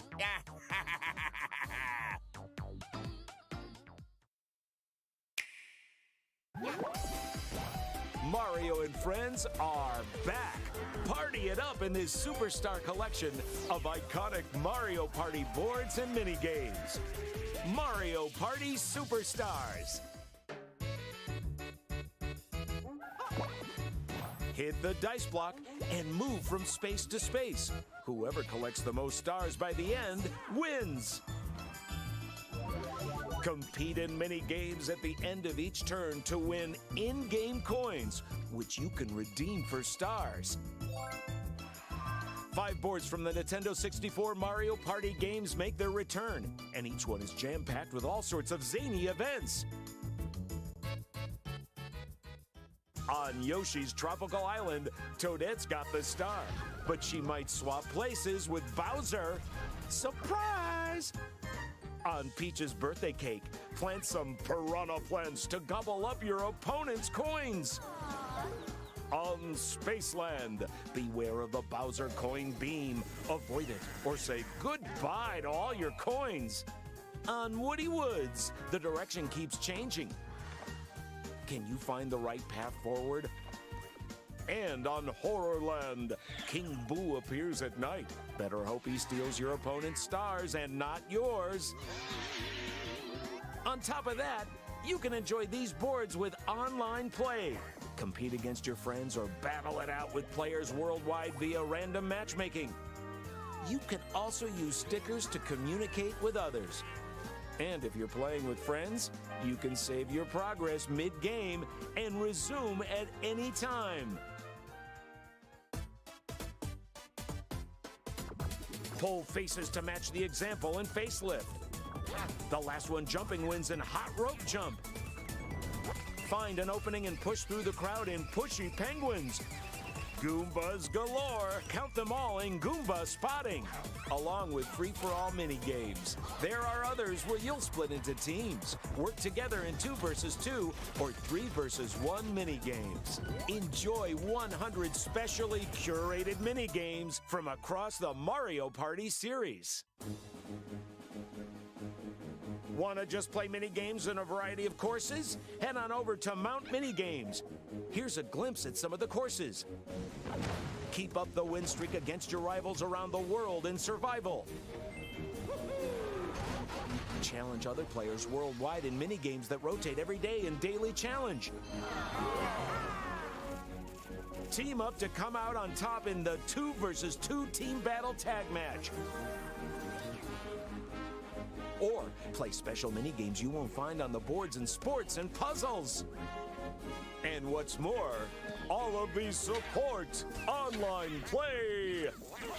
Whether you're enjoying the festivities solo or it's one great big bash, you're in for a blast from parties past. Mario Party Superstars. Get the party started on October 29th on Nintendo Switch.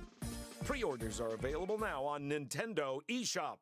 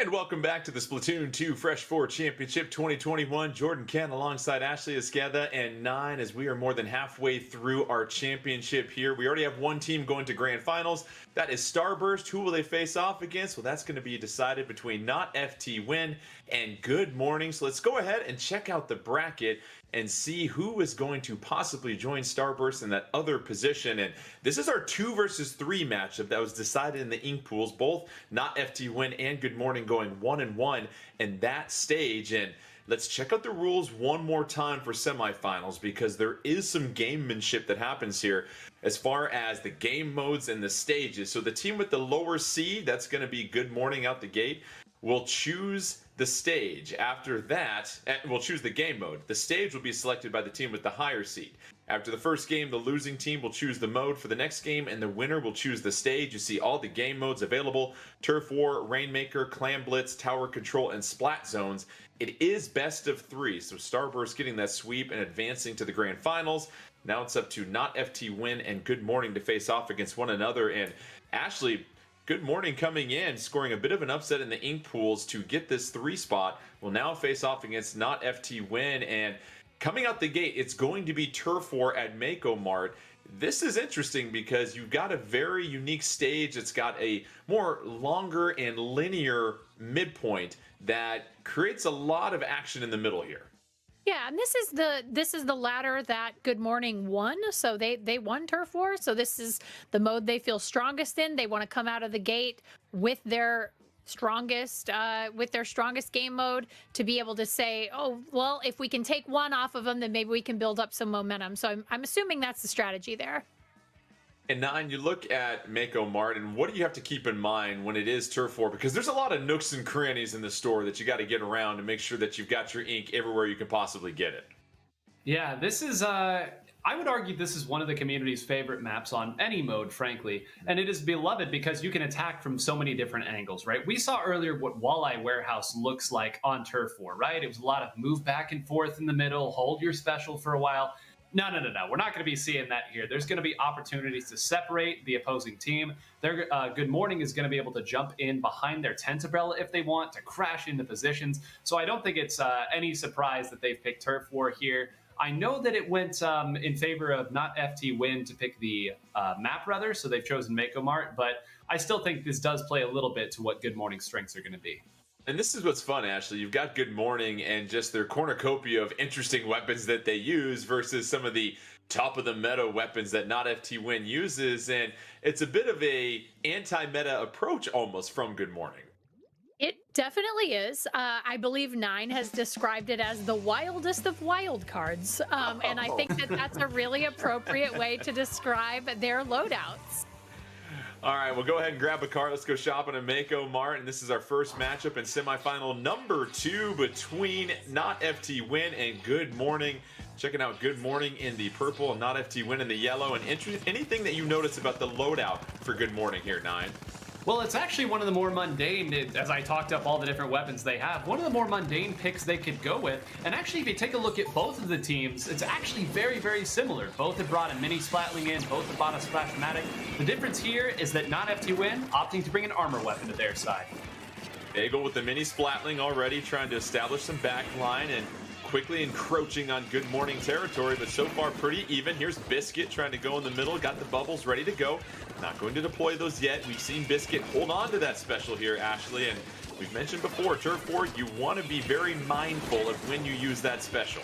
Very much so, and especially with that tent umbrella going back and forth, you know, pushing that umbrella down the lanes and making sure that that those bubbles really just don't reach you. That's really the goal there. So you got to take that opponent out before you want any chance of really making sure that the bubbles are effective.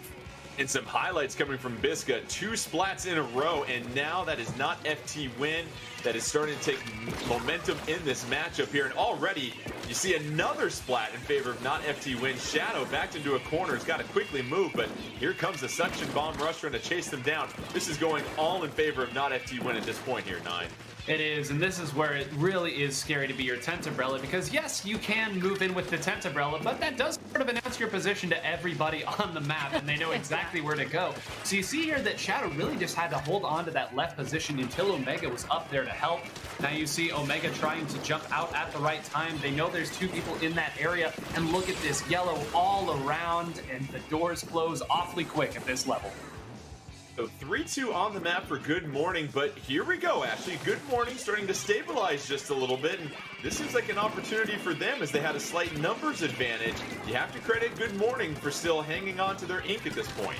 Definitely, and you can see right now you've got Omega and Shadow working together to try to stay with the umbrella. Like Nine said, it's very visible, but it's also really protective. So it's nice to be able to kind of roll with that as you push forward. They're getting pushed back a little bit more right now, but again, you're going to see Shadow and Omega kind of sticking together on this map. 30 seconds left here between Not FT Win and Good Morning. First matchup of our semifinal number 2. Good Morning trying to score an ever-important game in this best of 3. They've done a fine job of battling back from the brink, but the Tenta missiles raining down 9 like a meteor herd. Oh, and it's so unfortunate, too, because that's the only weapon on Good Morning that could not get away from that. We talked earlier about unforced errors. That's big, because that's a lot of room that they're going to give back now, and there might just be too many members of FT Win in the middle. And that is a cleanup on Isle. Good Morning as Not FT Win just overwhelms them down the stretch to go ahead and take this first game in semifinal. Whoa, hold on. Did my eyes deceive me? Did I not see? Did that not seem like that was Not FT Win that dominated that map here, 9? Well, clearly my befuddlement here is evident to everybody. That really looked like it was going to be a win for Not FT Win, because usually when the map is predominantly one color, that usually is indicative, but I think somebody snuck behind and used a suction bomb rush that took just enough. You saw some splotches on the left side of the map that were a little bit purple. Maybe a Tenta missile went off, but I am stunned. I'm shocked, Ashley. That seemed like at first glance that was all Not FT Win, but I think 9 pointed it out. There were just enough blotches on the side of Not FT Win and some blotches of purple that Good Morning snuck in there, and they score a huge upset out the gate. That is a massive upset. But again, this is the ladder they won. They are so good at Turf War. So I'm shocked, but not surprised. Well, it would be awesome to get a replay of Judd's decision right there. I got to talk to him, because apparently my human eyes aren't as good as cat eyes there. But let's go ahead and check out the bracket after that. And so you see Good Morning getting that first game in Turf War, and Mako Martin, unbelievable finish down the stretch over Not FT Win. So now they're just 2 games away from going to the finals to take on Starburst. So now the mode decision will come down to Not FT Win's choice, and the map will be chosen by Good Morning. So if you're Not FT Win here, 9, is there any mode that you're maybe keeping an eye out for? Well, I should mention that they did win the Splat Zones ladder, so you would think that's where they're strongest. Not FT Win has won tournaments in every mode, let's be honest here. I imagine that it's really going to come down to what they feel like Good Morning will perform a little bit less well at, right? Splat Zones, it's not the same as Turf War, but a lot of the principles are the same, a little bit compressed and some more nuance to it. So I wouldn't be surprised if they opted to go with maybe a Rainmaker or a tower control here. Try to play to their strengths and what their comp is best at. Good Morning, the Turf War champions. Very impressive work down the stretch of that one. And if it is Splat Zones, it's going to be fascinating, because you've got a team like Good Morning that loves to move around and use that tent umbrella, but with Splat Zones, Ashley, all the action happening in one spot changes some of your mobility thinking that you're trying to do. It definitely does, and also you're forcing all of your gameplay to sort of happen right there in that Splat Zone, so maybe a little bit of your strategy changes. I don't know that Shadow would play Tent Umbrella on something like Splat Zones, so it'll be interesting to see what they choose. Well, we are being told it will be tower control on Inkblot Art Academy. So this is a matchup of map and mode that we saw in semifinal number 1, and we know how difficult it is to get to that 3rd checkpoint here, 9. And so when you're trying to make that push to that final checkpoint, it always seems like in every map there's that one particular checkpoint you feel pretty confident if you can secure that. What do you have to keep in mind as you're making that transition from checkpoint 2 to checkpoint 1 in Inkblot Art Academy? Yeah, it's a great question, and really Starburst played it the exact way that they needed to earlier, so I'm just going to say copy what they did here. Understand that your most important resource is somebody on the tower to keep it in a relevant position, right? The opponent has to come to you eventually, or you're going to win the game. So keep control of that tower, play ahead of it here, and in particular on Inkblot Art Academy, understand that if you're controlling the high ground, the opponent's not going to be able to get down without dealing with you, and that can buy you precious seconds. And that's what we saw when Starburst overwhelmed Arctic Moon in our semifinal number 1, Ashley. They really extended their attack once they had the tower. They didn't want to just hunker down by the tower. They're really pushing the distance and maximize the range on their weapons, and maybe a little bit of game film that you can use if you are Not FT Win here and you're trying to turn the tide in the semifinal number 2. I mean, if you're Good Morning, use the great ability you have in Turf War to try to generate all of that space ahead of the tower, right? You have to use the ability that you have, the skill that you have, the thing that you're really good at, and try to translate that into a game mode that maybe you're not as confident in. And so, obviously these are all really great teams, and they're going to be fighting for that tower nonstop from start to finish. But at the end of the day, use those skills in Turf War and translate them to tower control. We'll tie up that smock and let's go ahead and take a visit to Inkblot Art Academy. A little tower control here. Can Not FT Win get back on the board and tie things up at 1-1? Or can Good Morning beat everybody awake and get to a 2-0 advantage? We'll find out. You got Good Morning in the purple, Not FT Win in the yellow, as we see 2D just very methodically inking some map here at this point, and already an ink armor being deployed, not wasting any time there, Nine. No, not wasting any time at all. And, this opening control here, you could have probably said was going to go in favor of FT Win. They aren't running a true backliner here. Bagel is on the mini Splatling, but it doesn't have the range of Lux's heavy Splatling that just chucked the Booyah Bomb all the way across the map. So, in terms of simply controlling the middle area, you're going to see Not FT Win doing that with, I would say, relative ease. But are they going to be able to go through the teeth of that Good Morning defense? Not FT Win getting the first checkpoint, but now the tower being ridden back to neutral by Good Morning. And Good Morning with a 4-2 advantage, and Ashley, no better time for a push than right now. I mean, hey, that's when you got to move the tower, when there are as minimal amount of opponents on the map as possible. When they're respawning, get on that tower and move it forward as quickly as you can.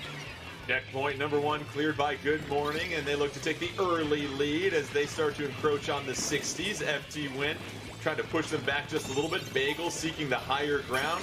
Has some Tenta missiles ready to go. Deploys those. Gets some help with their buddy jumping in. And now it's Bagel. Still trying to back up, and some purple Tenta missiles coming in. Good Morning doing a good job of just sustaining that push. But now they'll get another chance here, 9, and reload with a few more specials ready to go in just a moment. Yeah. Exactly what the Tentabrella can bring to the table here. That entire time, it was just Tentabrella shield being fired up that uninkable surface. You can't do anything about it when that happens. You certainly can't paint around it, can't paint under it, and all of this pressure they've been applying is simply because Not FT Win has not been able to go on that right side. The Tentabrella won't let him. Bagel going back to spawn, now pushing forward. You see all 4 members of Not FT Win out there, and down goes a member of Good Morning. And so Good Morning, they're facing a 3-4 deficit. Kyo trying to chase down with that Tri-Slosher. You hear the connection, just maybe one more bucket away from a splat, and Kyo applying that pressure. Now here comes the push, the counter push from Not FT Win, as they start to get the tower. And here it is, Ashley. They're trying to line things up with a numbers advantage. Yeah, you can see Kyo's doing a lot of work with the Slosher, trying to make sure that there are no lanes available for anybody on Good Morning to get around behind them or on the sides. And so, this is classic Not FT Win. Kyo is so good at tower control, making sure he's out there ahead of the tower doing the work. All right, Not FT Win trying to get to that second checkpoint. They've taken the lead now, 51-66.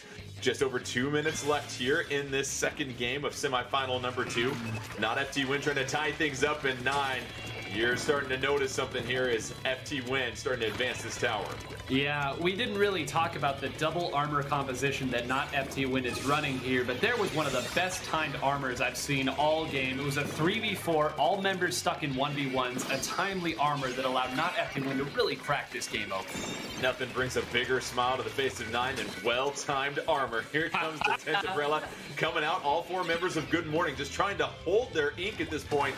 They're trying to send the tower back, but it looks like Not FT Win can have a sizable advantage, and this changes the strategy for Not FT Win here now, Ashley, because you can really focus on your defense with just about 1:15 left. Yeah, I mean, at this point, you really just have to keep them from getting to that third checkpoint. I mean, that's really the name of the game at this point. There's nothing they need to do but play a little bit of defense. They don't really have to push if they want to win. I mean, they could try to go for the KO. That's always nice. But, at this point, it's just a matter of keeping them off of that second level platform. Good Morning going to need everything to go their way with under a minute left and a huge deficit to make up over Not FT Win. Here comes another Ink Armor by 2D.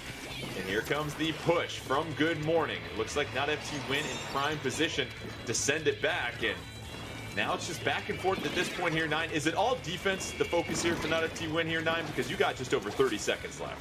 Yeah, it's defense, but you can't be passive, right? And I think it's very easy to conflate those two. You've seen they're throwing bombs, they're moving up, they're getting a couple shots off on somebody, and they're making it very difficult to know where the attacking lanes are. You see Kyo all the way at the bottom of the map there because he got in an engagement on that side.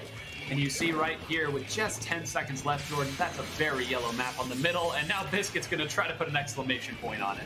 Yeah, Biscuit trying to lock things down with that Booyah Bomb right in the middle, and he is going to close off the door to the club as we head to overtime, but then the double splash with the well-timed Booyah Bomb is going to put Not FT Win on the board and tie up semifinal number 2. We know who won this time, Judge. You're not going to fool us. That is Not FT Win with that victory, and how about that, Ashley? That push midway through was just enough, and then you love the way that Not FT Win changed their play style once they snatched the lead from Good Morning. Yeah, I mean, they had such a sizable lead that it really just became about controlling that little area, the patch between checkpoint 2 and checkpoint 3. If you can control that, you're going to be fine. You literally watched as they're just sitting there waiting with a Booyah Bomb and just, hanging out. They were just hanging out, check the watch, maybe have a snack. They're just calmly watching what was going on. And then finally it was like, okay, now it's time. You toss that right in there onto the tower. Game's over. And 9, that's a really great call out by what Kyo was doing. It seemed like Kyo was on his own little island over there, just chilling. But you mentioned seeking out those opportunities for engagement to really, it seemed like just keep Good Morning in disarray. They never really felt like they came together on a very choreographed, coordinated attack late in that game. Right. For those of you who checked the scorecard there at the end, 15 ink armors for FT Win. 15 ink armors. And it is so difficult to fight a team that seemingly always has ink armor up, especially with the composition that Good Morning was running. We talked so much about that tent umbrella, needing to break through with the tent umbrella. They're not going to be able to fight their way through the members of FT Win. They're too good at the game. They have the right weapons, and they have ink armor. It was a great strategy that they employed. And like you said, Ashley, once they got the lead, never really in jeopardy of losing it. We'll take a look at the bracket here in just a moment. This has now tied things up 1-1 in our semifinal number 2. Now that means Good Morning can choose the game mode, and map selection will go in favor of Not FT Win. And for Good Morning, this is going to be interesting here, Ashley, because you've already taken care of Turf War, and you've already taken care of Tower Control. Turf War, arguably the strength of Good Morning. That is the game that they won to advance to this Fresh 4 championship. You have to wonder if Good Morning is going to start to maybe look at splat zones when it comes to, hey, here's a game mode where we have to have ultimate map control and ink control of this turf to be victorious. Yeah, I mean, it will be interesting to see what they choose. Splat zones plays, obviously quite a bit different than Turf War. It's a similar type of game, but it's not quite the game that Turf War is. So I'll be really curious to see what the choice is. Well, the selection is in, and we will be doing Clam Blitz on Manta Maria. So we recently saw Rainmaker on Manta Maria 9. Now there's Clam Blitz. Does that change the way or where the action takes place here on Manta Maria? Well, it's certainly going to change the places that the action occurs here. Of course, you're kind of playing the whole map rather than simply around the Rainmaker. But Manta Maria, I think a very, very good map for Good Morning here. I know that technically it was FT Win that picked it here, but we haven't talked too much about Lux, the only true backliner that we've really seen since this tournament started. This is a map that has historically been dominated by the long-range Splatling players. This is going to be a great opportunity for Lux to really show why that's been all throughout Splatoon's history. And 9, those Splatling players, where do they like to perch themselves out on Manta Maria, or do they want to stay a little mobile? They stay mobile, certainly, but the greats at the top, you can't ink it, you can't slow them down. They're running a lot of run speed anyway. Just move around there, control the entirety of the center of the map, and that's where the majority of the clams spawn on this map. It's going to go great for them if they can get that initial control and get off the back foot. And when we last saw Clan Blitz in semifinal number 1, Ashley, we saw the difference between, hey, you can't be too greedy and get 3 of those power clams and give up basically all of your team's positioning. You're better off having that 1 power clam and then loading up with your teammates having 6, 7, or 8 when you make that push to really separate yourself. Yeah, I think it's really important for, you, like you said, you don't want to give away 75% of your team's positioning, right? So, and especially that early in the game, yes, it's important to try to get out that, get out ahead with a really significant lead, but 3 power clams is maybe even a little bit too aggressive because you're putting yourself at a disadvantage strategically. Clam Blitz, Manta Maria, both teams tied up 1-1. Not FT win and good morning. One of them trying to break ahead and put themselves just 1 game shy of advancing to grand finals. Will it be good morning? Trying to score another upset, or will not FT win stabilize this semifinal number 2? We see 2D coming out, and anything that you're noticing, you see a couple of changes here, 9, for the loadout for good morning. Big grin on my face here. 3 different families of Splatling here. I know so people can. Splatlings and ink armors bring smiles to your face. Okay, I'm making my list right here. Yeah, pretty evil, frankly. But look at this. We've got the mini Splatling, we've got a Nautilus, and we've got a ballpoint Splatling, all of which have had their moments in the limelight. We've got a carbon roller here. Finally, we're getting to see everything in the kitchen sink coming out from both these teams. Good morning, trying to find something to eat in the cupboard and put together however many ingredients as they possibly can. You see not FT win in the yellow. Here's Bagel right now. Sights on good morning, but now we switch to Keen. Keen with that power clam gets splatted, so that's a 4-3 advantage on the map right now for not FT win. And actually, it seems like not FT win is going to really try to make their push here now that they've gotten the numbers advantage. Yeah, I mean, this is the time, you take out 1 opponent, maybe 2. I mean, not FT Win is really good at capitalizing on even just 1 of their opponents being down and respawning. So this is a great opportunity for them. They do have a couple players down right now, so it looks like they'll probably back up a little bit, maybe play a little more conservatively. It looks like the barrier's been broken, though. Good morning, striking first, able to sneak behind the defenses of not FT win. They connect with the power clam, and that'll be an early 20-point lead. But that doesn't really mean much here, 9, because all it takes is just 1 coordinated push from not FT win to recapture that lead once again. Yeah, the very first push, so important really to the kind of set the tone for the whole game, because remember, every time you score, the opponent does get what we affectionately call the pity clam for free, just because you scored on them here. So right now, FT Win has even more ammunition to come forward here. You can already see 3 members in the lane. Biscuit's going to land from that those ink clams jet. right there. Yep, grab it and throw. There we go. Grab and throw, grab and throw. 4-2 advantage for not FT win gives them a decent push. They're able to score 29 points, but nothing else there. So good morning. Credit them for not taking a huge hit when they were down 4-2. You have to love that defense, Ashley. That is a critical moment of defense for them. I think that is going to come in very handy later on in the game. Hopefully they can score some points here. They can get some clams, get them in the goal. Like I am very curious as to whether or not they can actually convert. You know what? Maybe I'm rooting for good morning right now. Oh, we're supposed to be impartial, Ashley. Maybe I'm rooting for him just a little bit. You're honest. I love it right there. I'm smiling. I'm grinning ear to ear watching this. I love this. I love seeing the Splatlings. I think this is fantastic. Yeah, it is certainly a mashup of all the possible weapons that Sheldon can give you that we're seeing from Good Morning. So far, it's a pretty close match with 1:45 left. You see both teams have really just made 1 push. 3-2 on the map advantage, not FT win. Nobody in possession of that power clam, and we're going to see a huge reset of the clams on the map here soon, 9. And it looks like Kyo trying to go along the left-hand side, ink armor ready to go, and I've got the feeling here with 2 specials and all of their members on the map here, 9, not FT win is trying to make their push at this moment. Yeah, for those of you who are familiar with the scoring system here, 1 power clam would give Good Morning the lead here if it came down to it at the end. That 20 points would give it a 70-71, and just like that, 3 members of not FT win are going down. I was about to say Good Morning has really struggled to get out of their side of the map, but with 3 people down, there should be a great opportunity here for them to do just that.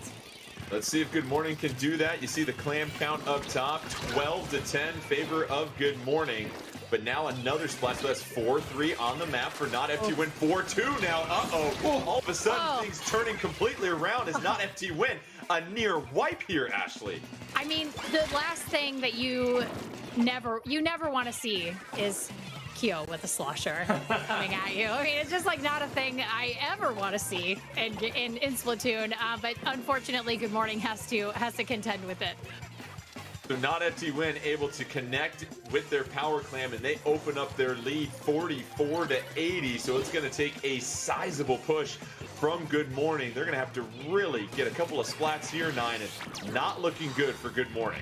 Not at all. And look at Kyo. He's armored up. He's on the top. They're going to continue to throw bombs here. The onus is absolutely not on them to push forward here. We are going to enter a little bit of overtime, but Jordan, as you know, it never lasts quite as long as you'd like it to. Who knows how long it lasts, right? It's like that injury time in soccer sometimes. It's anybody's guess at the most part, but here comes 2D, backing up, has a power clamp. Lux trying to push their way forward. You see two power clamps on the field, giving up their position. Lux able to connect. Here comes Keen. Oh, just a little short. That would have been huge. Good Morning. They've got a few ticks on the clock, but it's not going to be enough. Not FT Win able to hold the fort down, and looks like Clam Blitz and Manta Maria was on the wrong side of the bed for Good Morning, because Not FT Win extending their lead 2-1. That's now 2 straight wins in a row, 9, and Good Morning just not quite enough down the stretch. Not quite enough, and they've really made a valiant attempt there at the end. As you see a ridiculous scoreline there from Biscuit at the top, 14 splats and assists. You saw them push in there at the end very incrementally. They had the hammer there, the ink stamp that people like to use to try to push their way through. But when you have to score that many points, right, you need to check every box. You need the opponent to make an error. And really, you need 3 or 4 members of the enemy team down. Not FT Win, not the type of team to just give that to you for free. You saw, even though one scored, and even though that second power claim could have gotten close, there was nobody left to follow it up. A very comfortable defense there for Not FT Win. Now, Ashley, this sets things up for either Splat Zones or Rainmaker moving forward for our final 2 games. It will be interesting to see which game mode Good Morning will choose, because it is now a 2-1 lead for Not FT Win. If they can get one more game, they'll face off against Starburst in our grand finals. But, you know, you're seeing enough from Good Morning. It just feels like they get that initial push, but then all of a sudden Not FT Win is able to take care of business.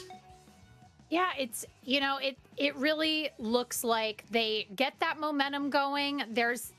But then there are these sort of unforced errors that we're seeing, or you really see Not FT Win taking advantage of even the slightest misstep, right? It's like they're so good at capitalizing on these, like, just so minor, they're just tiny, minuscule things that make the difference for Not FT Win. They will kick open a door if you let them, and that's exactly what happens time and time again with them. So we have our next game here. It's going to be Splat Zones on Black Belly Skate Park, and 9. This is always really fun because there's a lot of different things you have to navigate. You've got dual Splat Zones, so that always makes for a lot of fun here. It is a lot of fun, but I will say, because of the way that this format is, they got to pick Splat Zones, they being Good Morning.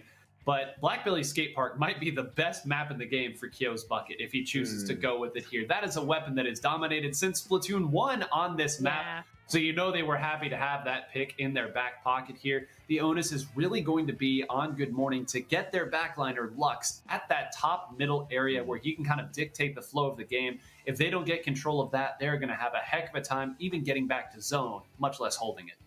Yeah, and the dual Splat Zones, Ashley, you have to split your attention. You really can't just focus on one spot. You've always got to think east to west, left and right. And if you've got some frontliners that aren't able to really break through, that's going to make things difficult. And as 9 pointed out, you've got to get your people in the right positions if you want to have success here. And that's going to be difficult to do on this map, considering the loadout that Good Morning likes to go with.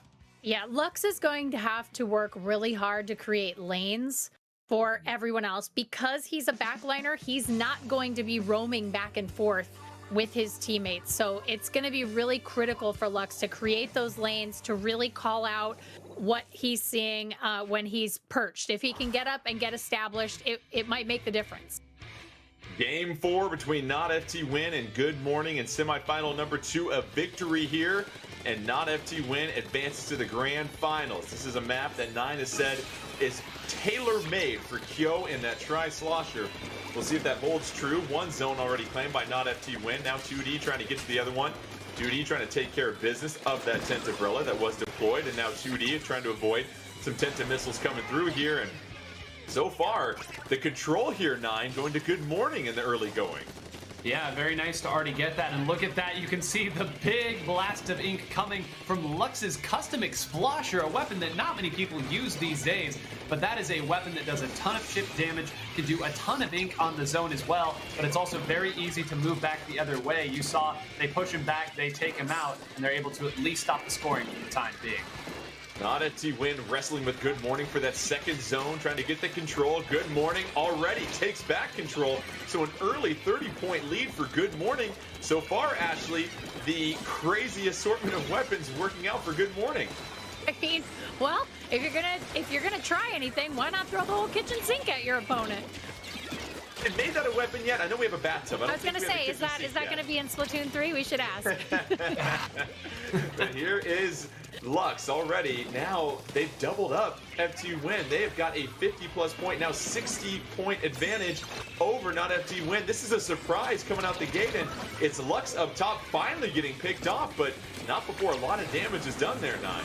Yeah, a lot of damage points you can take to the bank, and I completely neglected to mention here because I forgot there's a carbon roller on the map. Another weapon that is tailor-made for this map and mode in particular. You actually see it trying to get away right now. It has a lot of the same strengths as the Tri-Slosher on this map, diving from every which way to make the attack. So, you know that's a big part, is a six-shot hit by Biscuit. And he's going to get to recall all the way back to safety here. The point's starting to tick away. Yeah, Biscuit making up a few splats here, and that's going to go ahead and give Not FT Win the momentum. Biscuit trying to push back, and here's what we see sometimes, Ashley. It's similar to tower control. You secure the zone, and then you want to push forward and keep the opposition as far away as possible from these splat zones, and that's exactly what we're seeing from Not FT Win. Yeah, and obviously the penalty really makes such a big deal. Sorry, I can't even talk right now. I'm so excited to watch this game. I know, I'm just like, oh man, like I'm so interested in what's happening. It really is such a difference maker, that penalty, because, you know, you can really find yourself, like Good Morning, getting into that really big lead at the beginning and then ending up losing control, having a massive penalty that you then have to overcome, and putting your opponents actually in a better position than you would have maybe had you had a smaller penalty.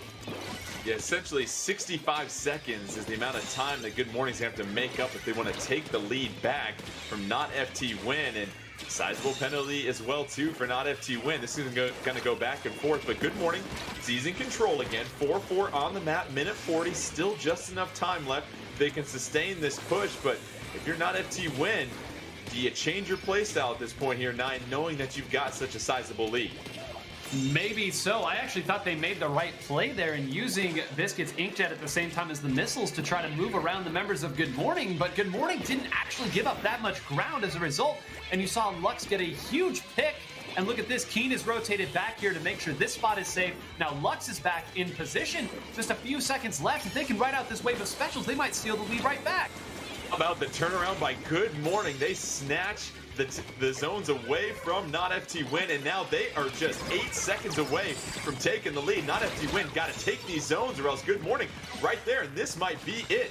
What a push by Good Morning, but Not FT Win trying to wrestle for control. This is exciting here. Less than a minute left, and you've got Not FT Win one game away from going to grand finals.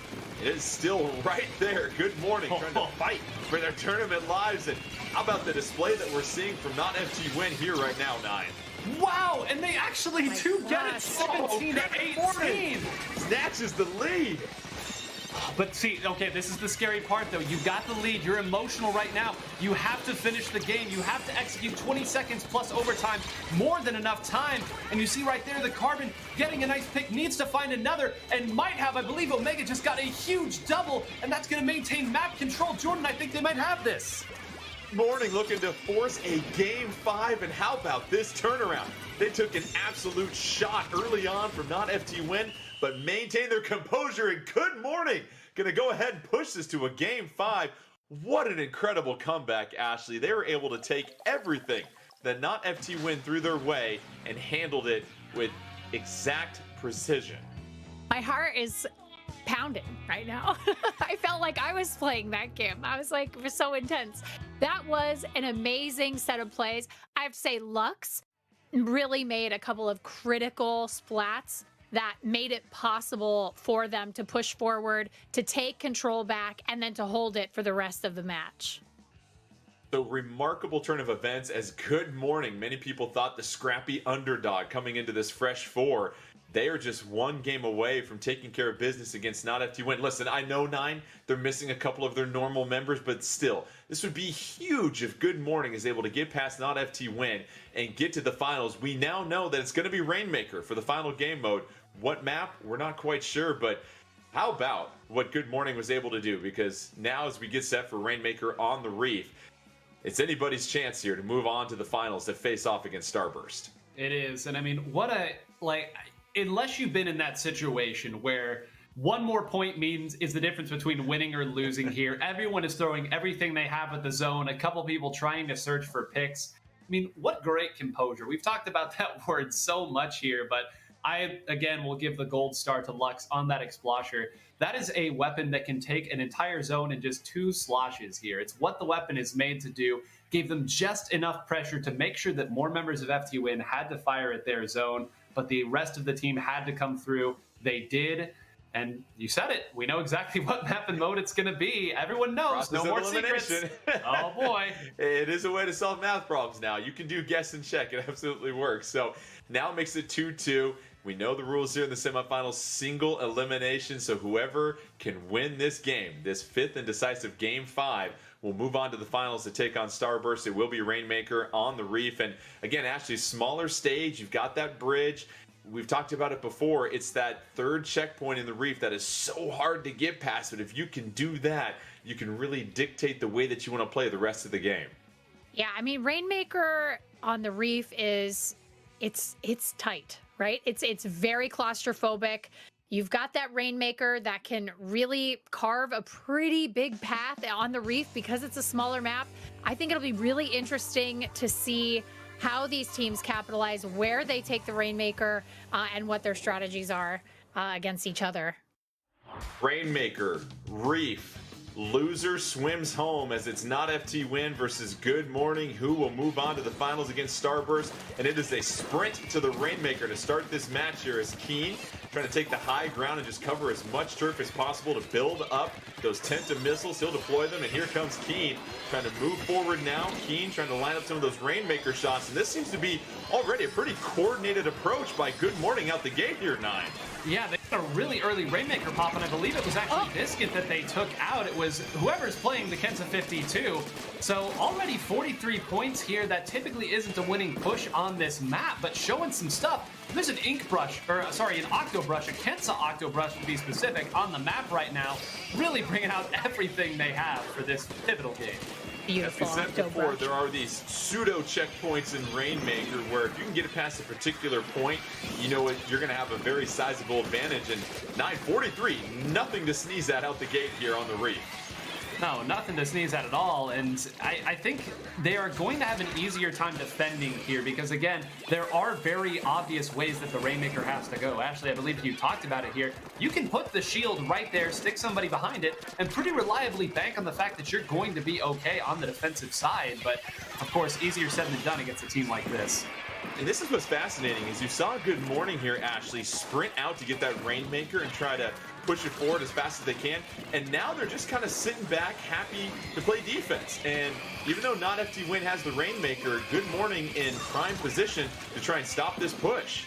Yeah, I mean, it's actually a good strategy. You know, you burn down the clock a little bit. This is a map where you can run the Rainmaker pretty quickly. So if Not FT Win gathers any momentum, it could be over. So what you want to do is you've got that lead. You want to burn down some of the clock as much as you can, reset the Rainmaker, and do your best to try to keep them from gaining any momentum at all. Not FT Win Still being patient. They don't want to grab that Rainmaker quite yet. They want to get a numbers advantage before trying to advance. You see the shield off that Rainmaker. It's ready to go at any point. 2D decides to go with it. Is this the push that Not FT Win can have? They're flirting with the lead. Oh, but they are stopped just 3 points short. How about the huge splat by Omega here, 9? Yeah, necessary because FT Win had 2 people attack Lux's Stingray there to make sure that the Stingray wouldn't be what stopped that push. Omega was playing Guardian duty there and was able to minimize some of the damage here, but look at how close that is to the lead. You see right now they're just hoping, praying that that Rainmaker will reset so they can at least find their footing again. A bomb rush could have forced them back even further. They're just hanging on by a thread. Rainmaker resets, so that is a sigh of relief for Not FT Win. But good morning, they can't relax quite yet because here comes Not FT Win, Not FT Win. Oh, just 2 away now this time. So another last second stop by Good Morning and Ashley. It feels like this is Good Morning that has now lost the lead. Not FT Win, just 8 away. It is back and forth. Winner of this game advances to grand finals. The pressure is all on Good Morning though here, Ashley. Yeah, and just before that previous push, they used all their specials to try to keep Not FT Win from getting that Rainmaker back, and yet it still was not enough. Do you see the Rainmaker with no shield? Is that by choice here, 9? Because it's sitting right in front of the goal. Good Morning, very confident in their ability to defend it at this moment. Yeah, they know that they don't really have the opportunity to take it all the way back here. They're going to try to let it reset, use both of their distant specials here in the Stingray and the Tenta missiles to try to find a pick to at least give them a path to obviously go to. You see, their Tentabrella unfortunately does go down very, very early. That's going to take the teeth out of the push. And with just a minute left, they're going to need to find a huge pick, or Not FT Win is going to have to give it to them. And that is 1 member going down, so that might be the onus to start it. Yeah, 4-3 advantage for Good Morning at this point, but time is running out potentially on this tournament for them. This final decisive Game 5, Good Morning, Rainmaker in hand. They got to essentially get it to the goal if they want to advance because Not FT Win, a sizable lead. How about Bagel, Ashley? Wow. Wow. Slicing them up. Put a little cream cheese on that as Not FT Win regains control. I mean, that just hurts. That just hurts. Watching Bagel, he's so accurate. He's so accurate, and it's really amazing how he finds these lines of sight that I so often never even consider as an option. No, it's an option for Bagel. 6 seconds left. Good Morning needs everything to go their way. They're throwing everything they can at that Rainmaker. They've got it, and they lost it, and they will be knocked out of the tournament as Not FT Win survives and advances to the grand finals where they will take on Starburst. But what a highly competitive semi-final round number 2 that went all 5 games, but it's Not FT Win outlasting Good Morning. And 9, very impressive showing from Good Morning because you weren't quite sure what to expect from them. We know that they go with the atypical weapon loadouts, but they put up a solid fight against a team that still has some championship pieces on them and Not FT Win. Yeah, fantastic showing from Good Morning. They can absolutely give themselves a pat on the back for what I think was a very, very engaging and a very, very instructive set right here because they won the modes that you would think that they would win. They won Turf War, they won Splat Zones, and on the other hand, the other modes kind of got away from them, but you do have to give credit for Not FT Win there, keeping the game-winning pressure on that entire last game. They made about 5 or 6 pushes in the time that it took Good Morning to make one. And that's, again, like you said, the championship pedigree and the championship pieces. Go ahead and take a look at the updated bracket as the grand finals are now set. It'll be Starburst versus Not FT Win. We do want to congratulate Good Morning on a strong showing. They will take home one of those second place prize packages, but we will step aside and catch our breath because when we come back, a best of 7 grand finals between Starburst, a team that has been in the shadow of FT Win. They now get a chance to try and pick off a weakened Not FT Win, not with their usual members. Will there be enough bite left in Not FT Win to regain the championship? Find out when we come back as we continue along on the Splatoon 2 Fresh 4 Championship 2021.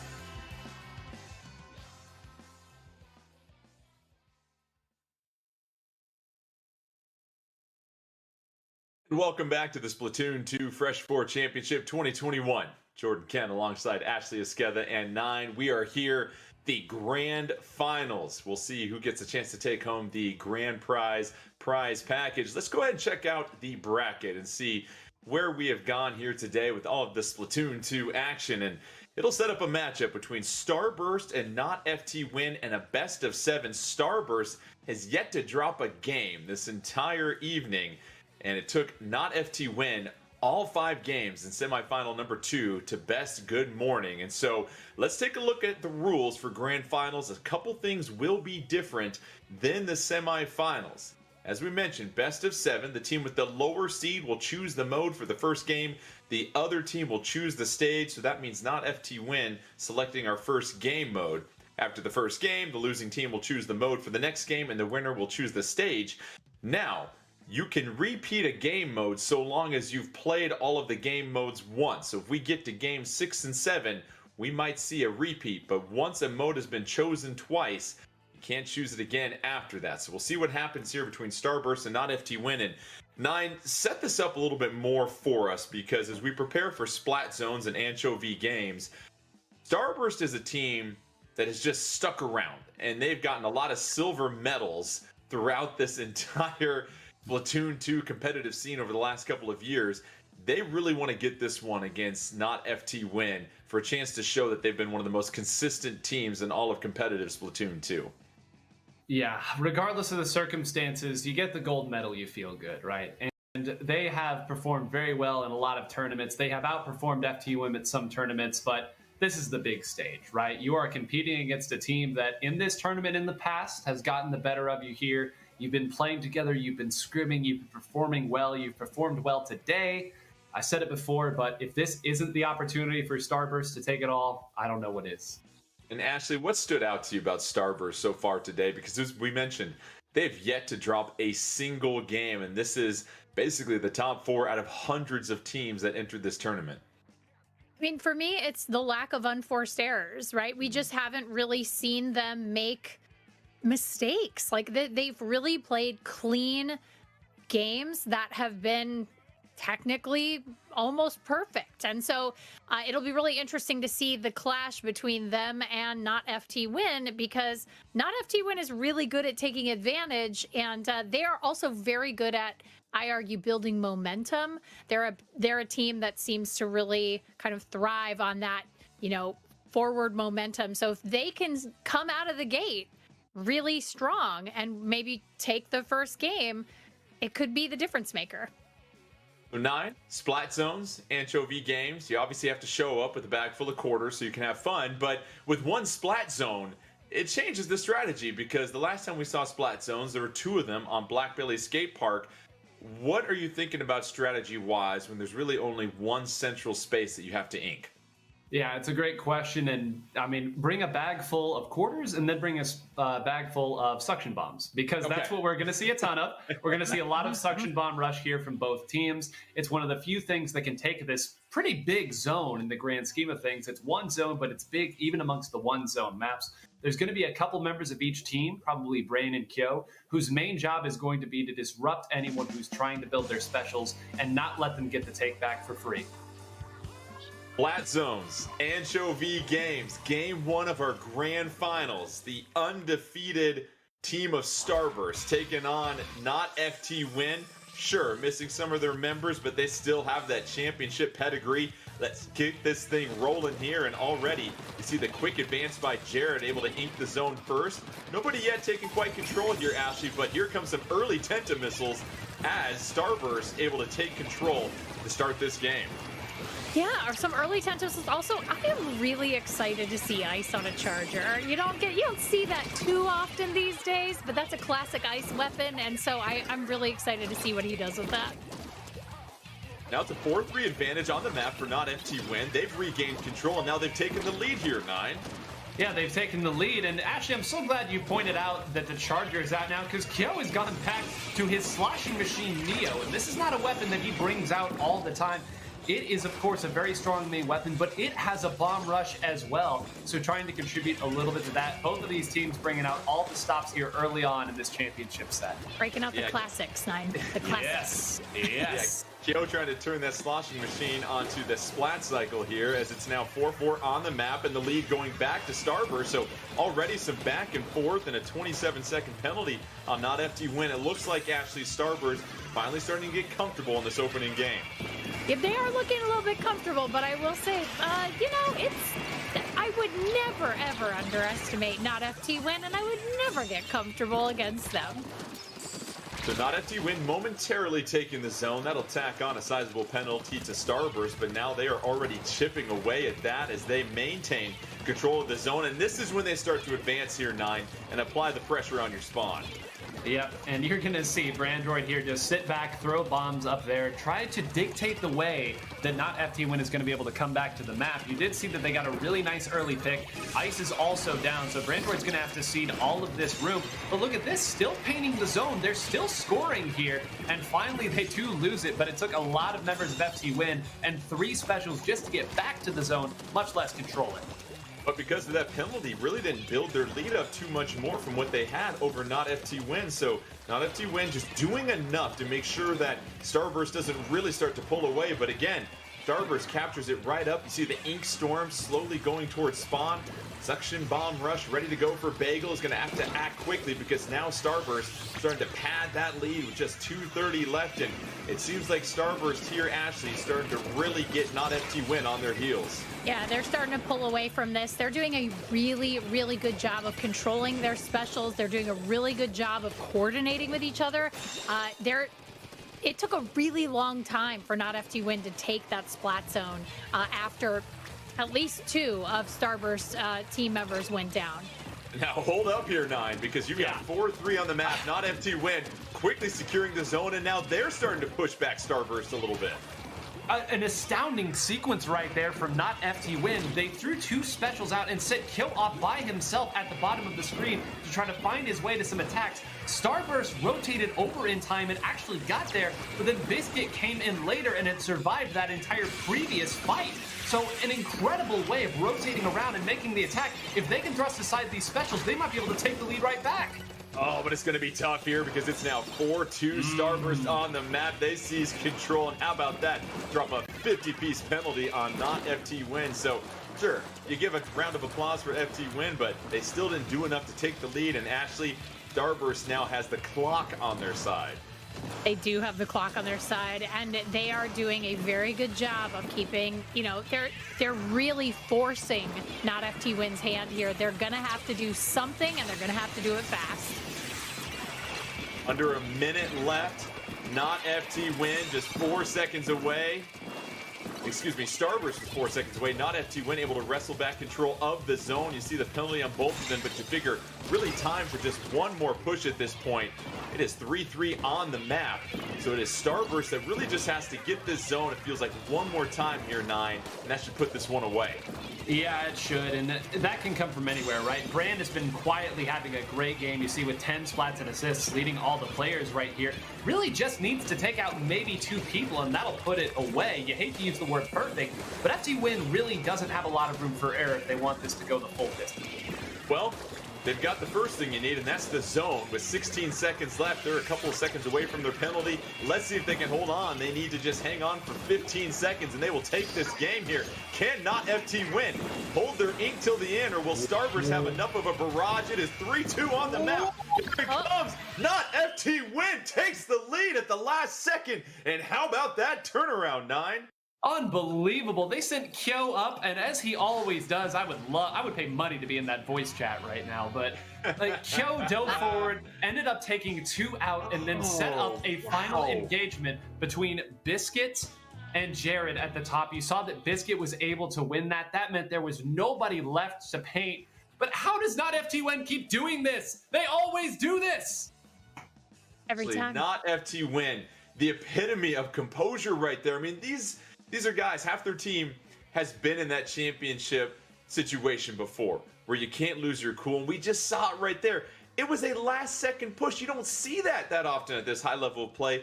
But not FT Win, as Nine said, everything had to go perfectly, and oh boy, did it. I mean, it's a gamble that paid off, right?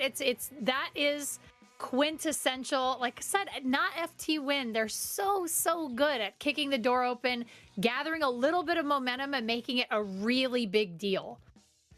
Let's go ahead and check out the updated standings here in our grand finals. Not FT Win taking game one at the last second. An unbelievable performance when they were down more than 30 points in Splat Zones. That means Starburst, they get to choose the game mode here, Nine. And Starburst, obviously, coming in a very well-rounded team. They were capable of winning potentially any game mode. It'll be fascinating to see what they choose. Not FT Win will get a chance to choose the map, of course, and you figure with Starburst, this is a team, sure, they dropped their first game of the entire tournament. How concerned are they, especially when it comes against not FT Win here, Nine? Not at all would be my answer. I cannot reiterate to you how much these two teams have played, right? And how much these players have played. Heck, ICE represented FT Win in a world championship before. These guys have all played against each other so much. I don't think they're concerned. I think they're thinking the same thing we did, like, all right, you got us. Everything had to go right for you. Yeah. It did. All right, let's get to the game. We won 99% of that game. We're not sweating anything. Hey, so is that 1% that can get you, though. And Ashley, now it is best of 7 here, so you've got to win 3 more. So we're going to have another repeat. Tower Control, Inkblot Art Academy. We saw Starburst win this one handily by securing the tower and then advancing their troops. We'll see if they can do the same thing. This time it'll be a much more formidable foe and not FT Win, though. If Kyo comes out with a slosher, it's going to be very hard for Starburst. It's going to be very hard for Starburst. I think this is going to actually be a really exciting game. I'm really looking forward to this in particular. I love tower control. It's one of my favorite modes in Splatoon. And to see Starburst and not FT Win play against each other on this map, man, I think this is going to be a really close one. And Nine, when you're trying to get to that final checkpoint, and it starts to become a lot of 2-on-1s or 1-on-1 situations, what are you looking for when you're holding down the tower? You said you've always got to make sure you have a member on the tower advancing it, but that puts you at a number disadvantage when you're trying to advance 3-on-4. What do you have to do if you're the team on offense trying to close this thing out? Yeah, that's the kind of the secret sauce of tower control, right? Okay, we have the tower, we're pushing forward. What do we do now? I think for a lot of these teams, there's an order of operations, right? What is the actual threat to the tower right now? Let's look at that. Let's be methodical. Let's check that one off our list. Brand's diving at the tower. Let's get him down.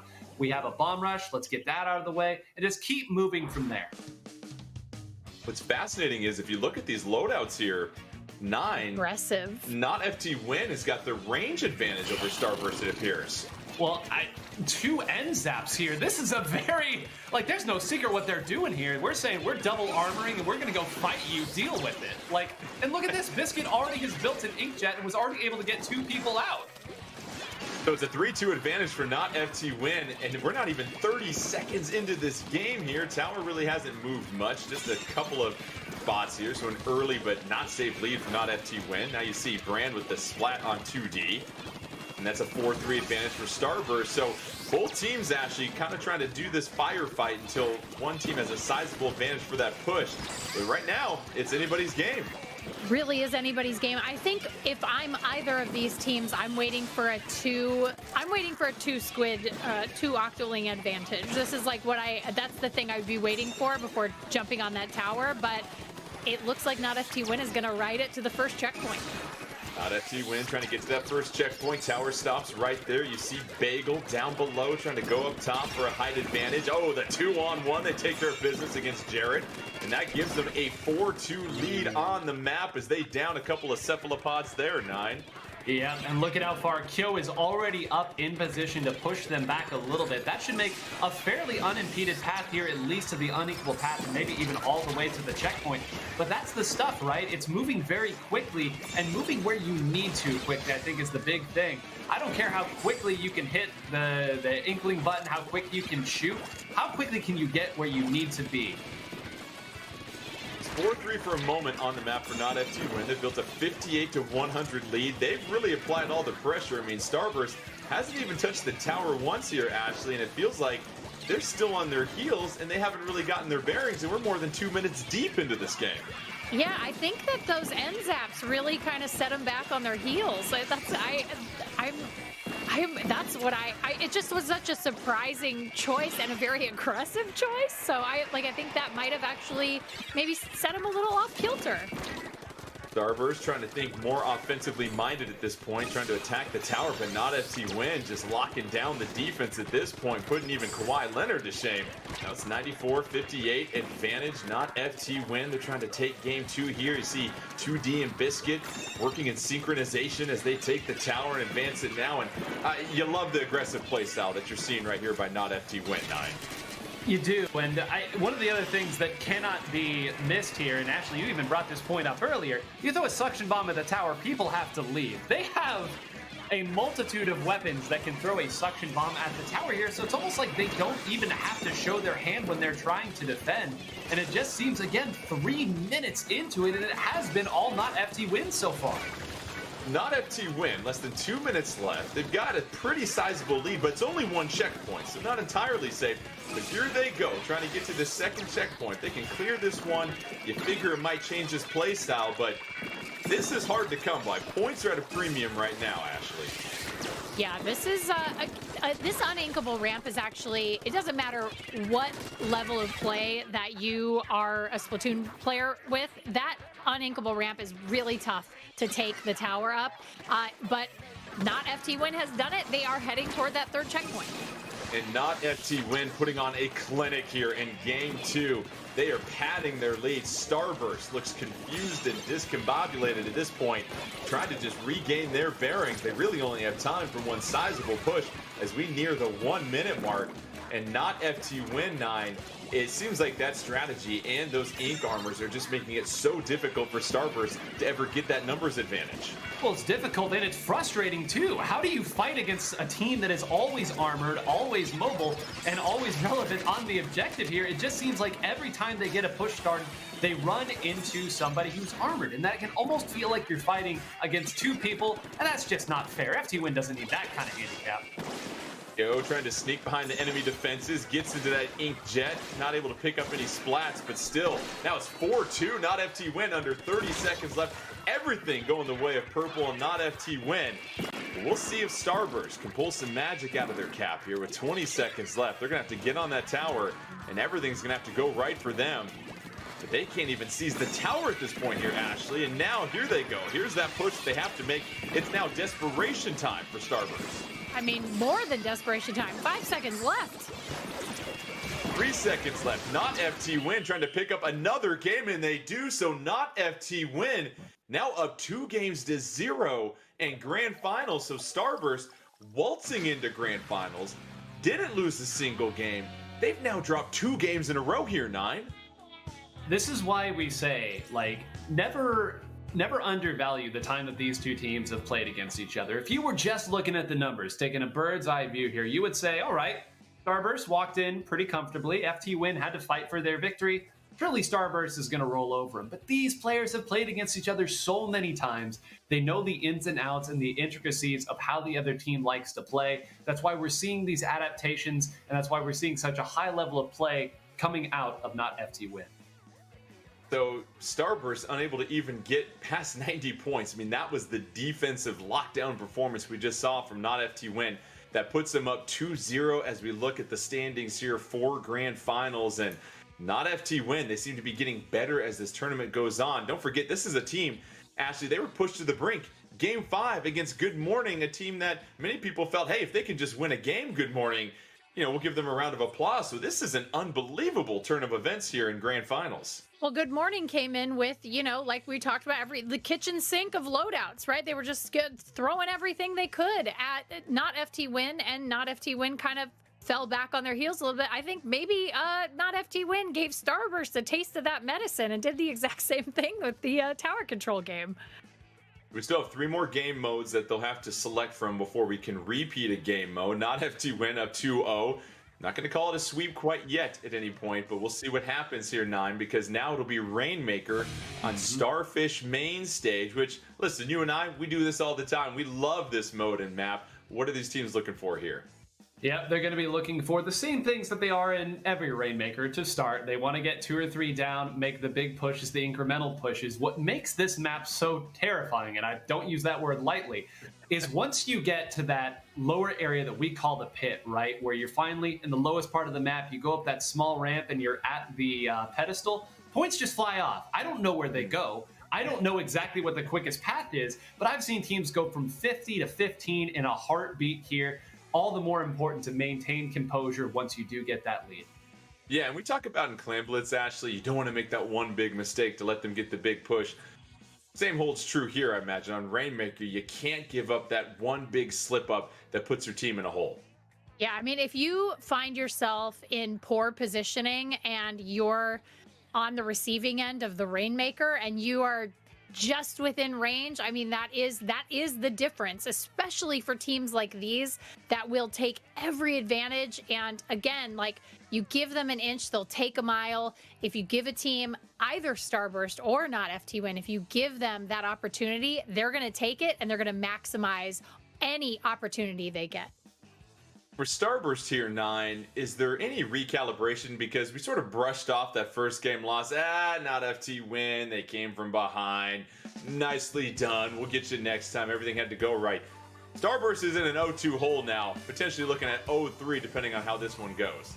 Yeah, I think a recalibration definitely is in order, and we're seeing maybe a slight difference here in the team comps. This is still their no backline comp, so keeping Ice on that Neo Splash-O-Matic is probably going to be the play here. I think from their perspective, they see all of these as coin flip situations, right? They see, okay, if we got this opportunity going our way, we could get the lead. So I think for them, they are so zoned in right now that recalibration isn't even in their vocabulary. Huge game here for Starburst. If they drop this one, they go down 0-3. They would need to win 4 straight games against FT Win to win this Fresh 4 championship. We'll see if not FT Win can put them on the brink. Starburst, they feel like they're built of championship material here, Ashley, and this is where champions rise up to the occasion and rectify their mistakes and try and get this game. And now we see Jared just really hold down this positioning here, Ashley. Sort of a cautious approach by Starburst. They don't want to overextend themselves too much right now. Yeah, you definitely don't want to overextend. They're working really hard on getting a couple of splats in. They've got 1, they've got 2. It might be time to take the Rainmaker. That's exactly what they do. The Starburst, early lead. They're at 80, but now they push it. Let's see if they can get to that mystery zone that 9 talks about with points fall off the board. They're sitting at 58, which is a decent lead here, but still plenty of time, 9. Yeah, and that's 3 down. So you saw that there were 2 down and Bagel was actually pushed way, way back. So credit FT Win. That last member, whoever they were, was in a really great position to throw down some bombs and slow down the momentum. And that's one thing that I think FT Win does probably better than anybody is, as they say, suction bombs and splat bombs are absolutely busted. Simply throw those where the opponent's going and, hey, they can't do anything about it. Well, we saw not FT Win get the Rainmaker for the first time. They only pushed it to 90, so it's still Starburst that's controlling this third game, and it seems like they're starting to seize momentum potentially, and this would be huge if they can make it 2-1 because now they are back in these grand finals already, and they are back with that Rainmaker once again, and really we're seeing Starburst be the aggressors and can control the majority of the map here, Ashley. Yeah, it looks like not FT Win's working really hard to send out, those suction bombs. They're doing everything they can just to keep Starburst away from them. And this is a very they're caught a little defensively on their heels.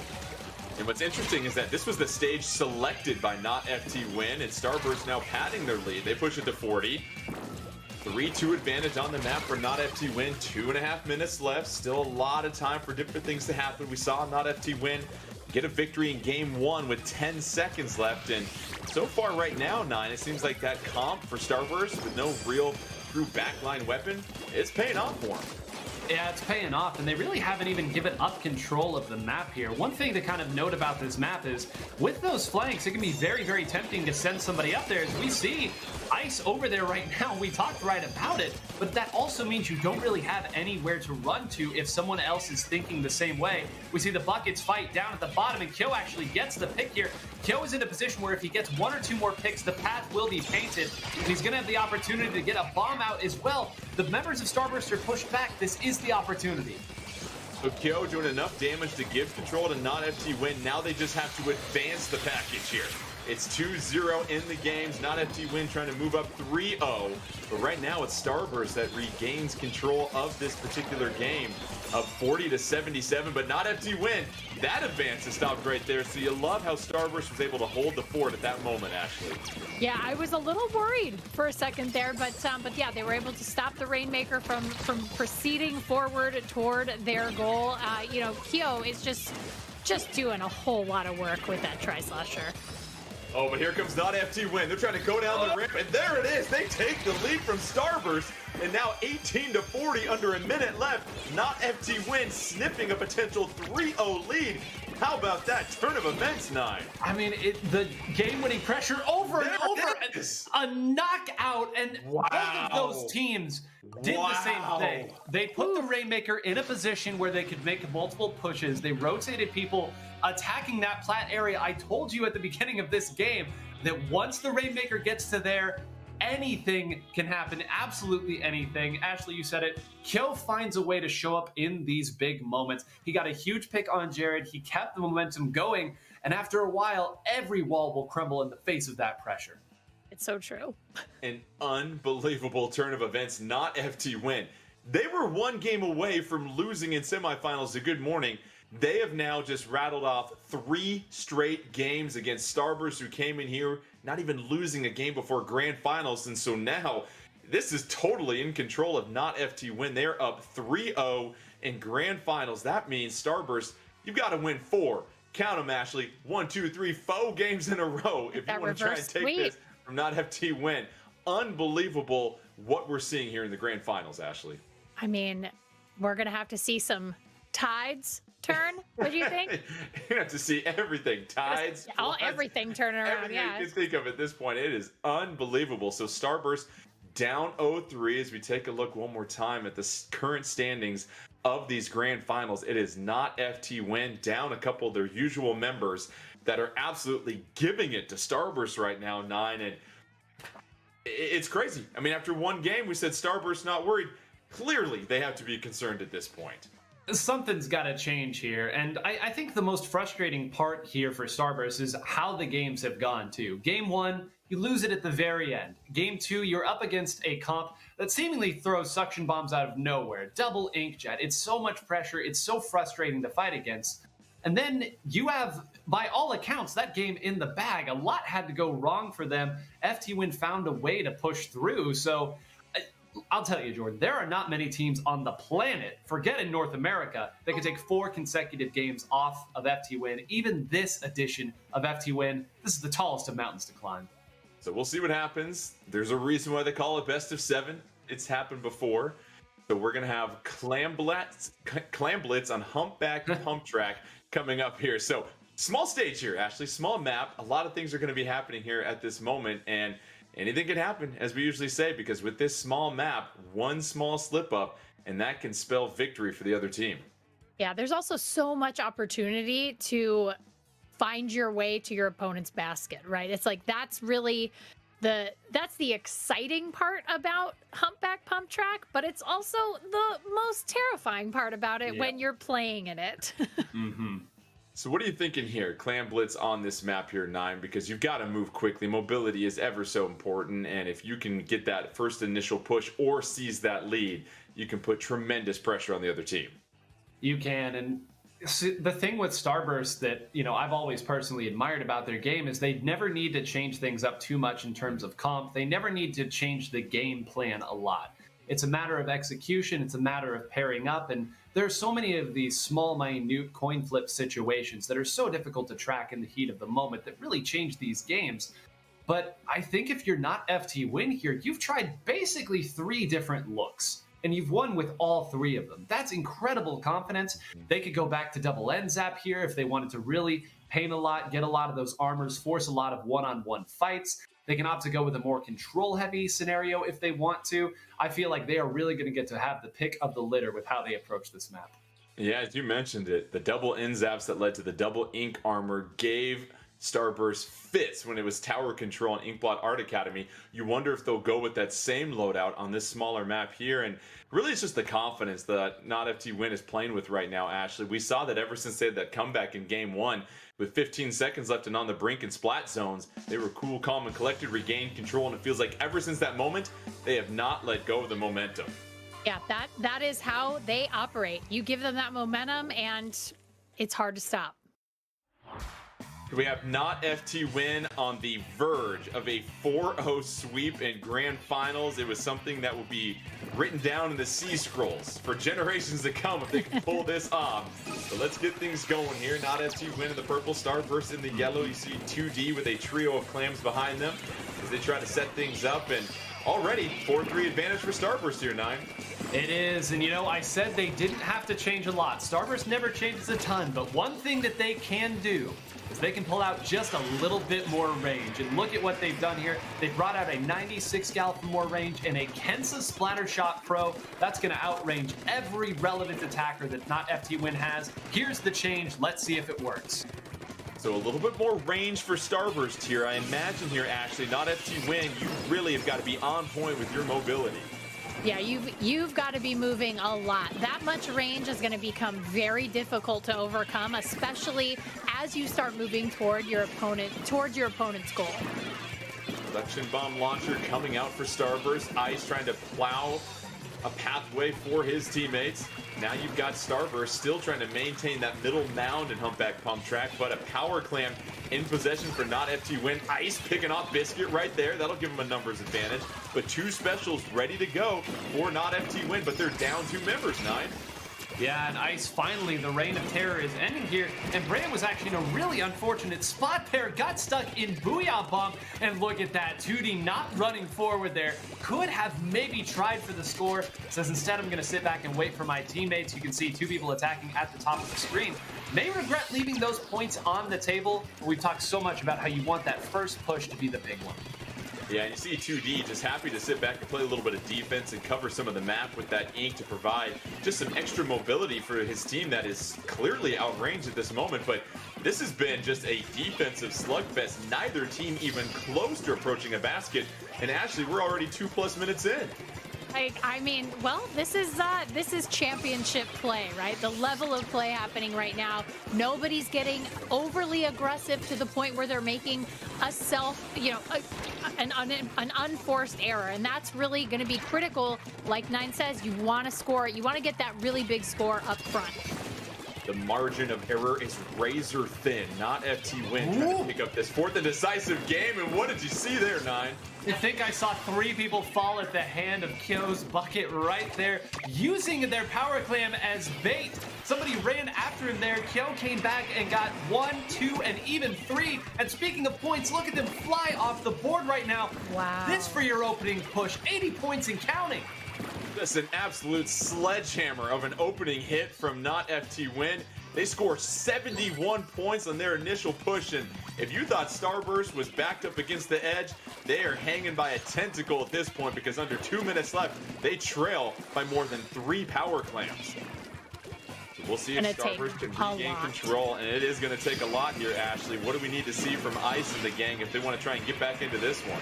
I mean, Ice and the gang, they may actually have to be a little bit bold here. They may have to carry 2 to 3 power clams to the goal. I mean, I don't know any other way to do it.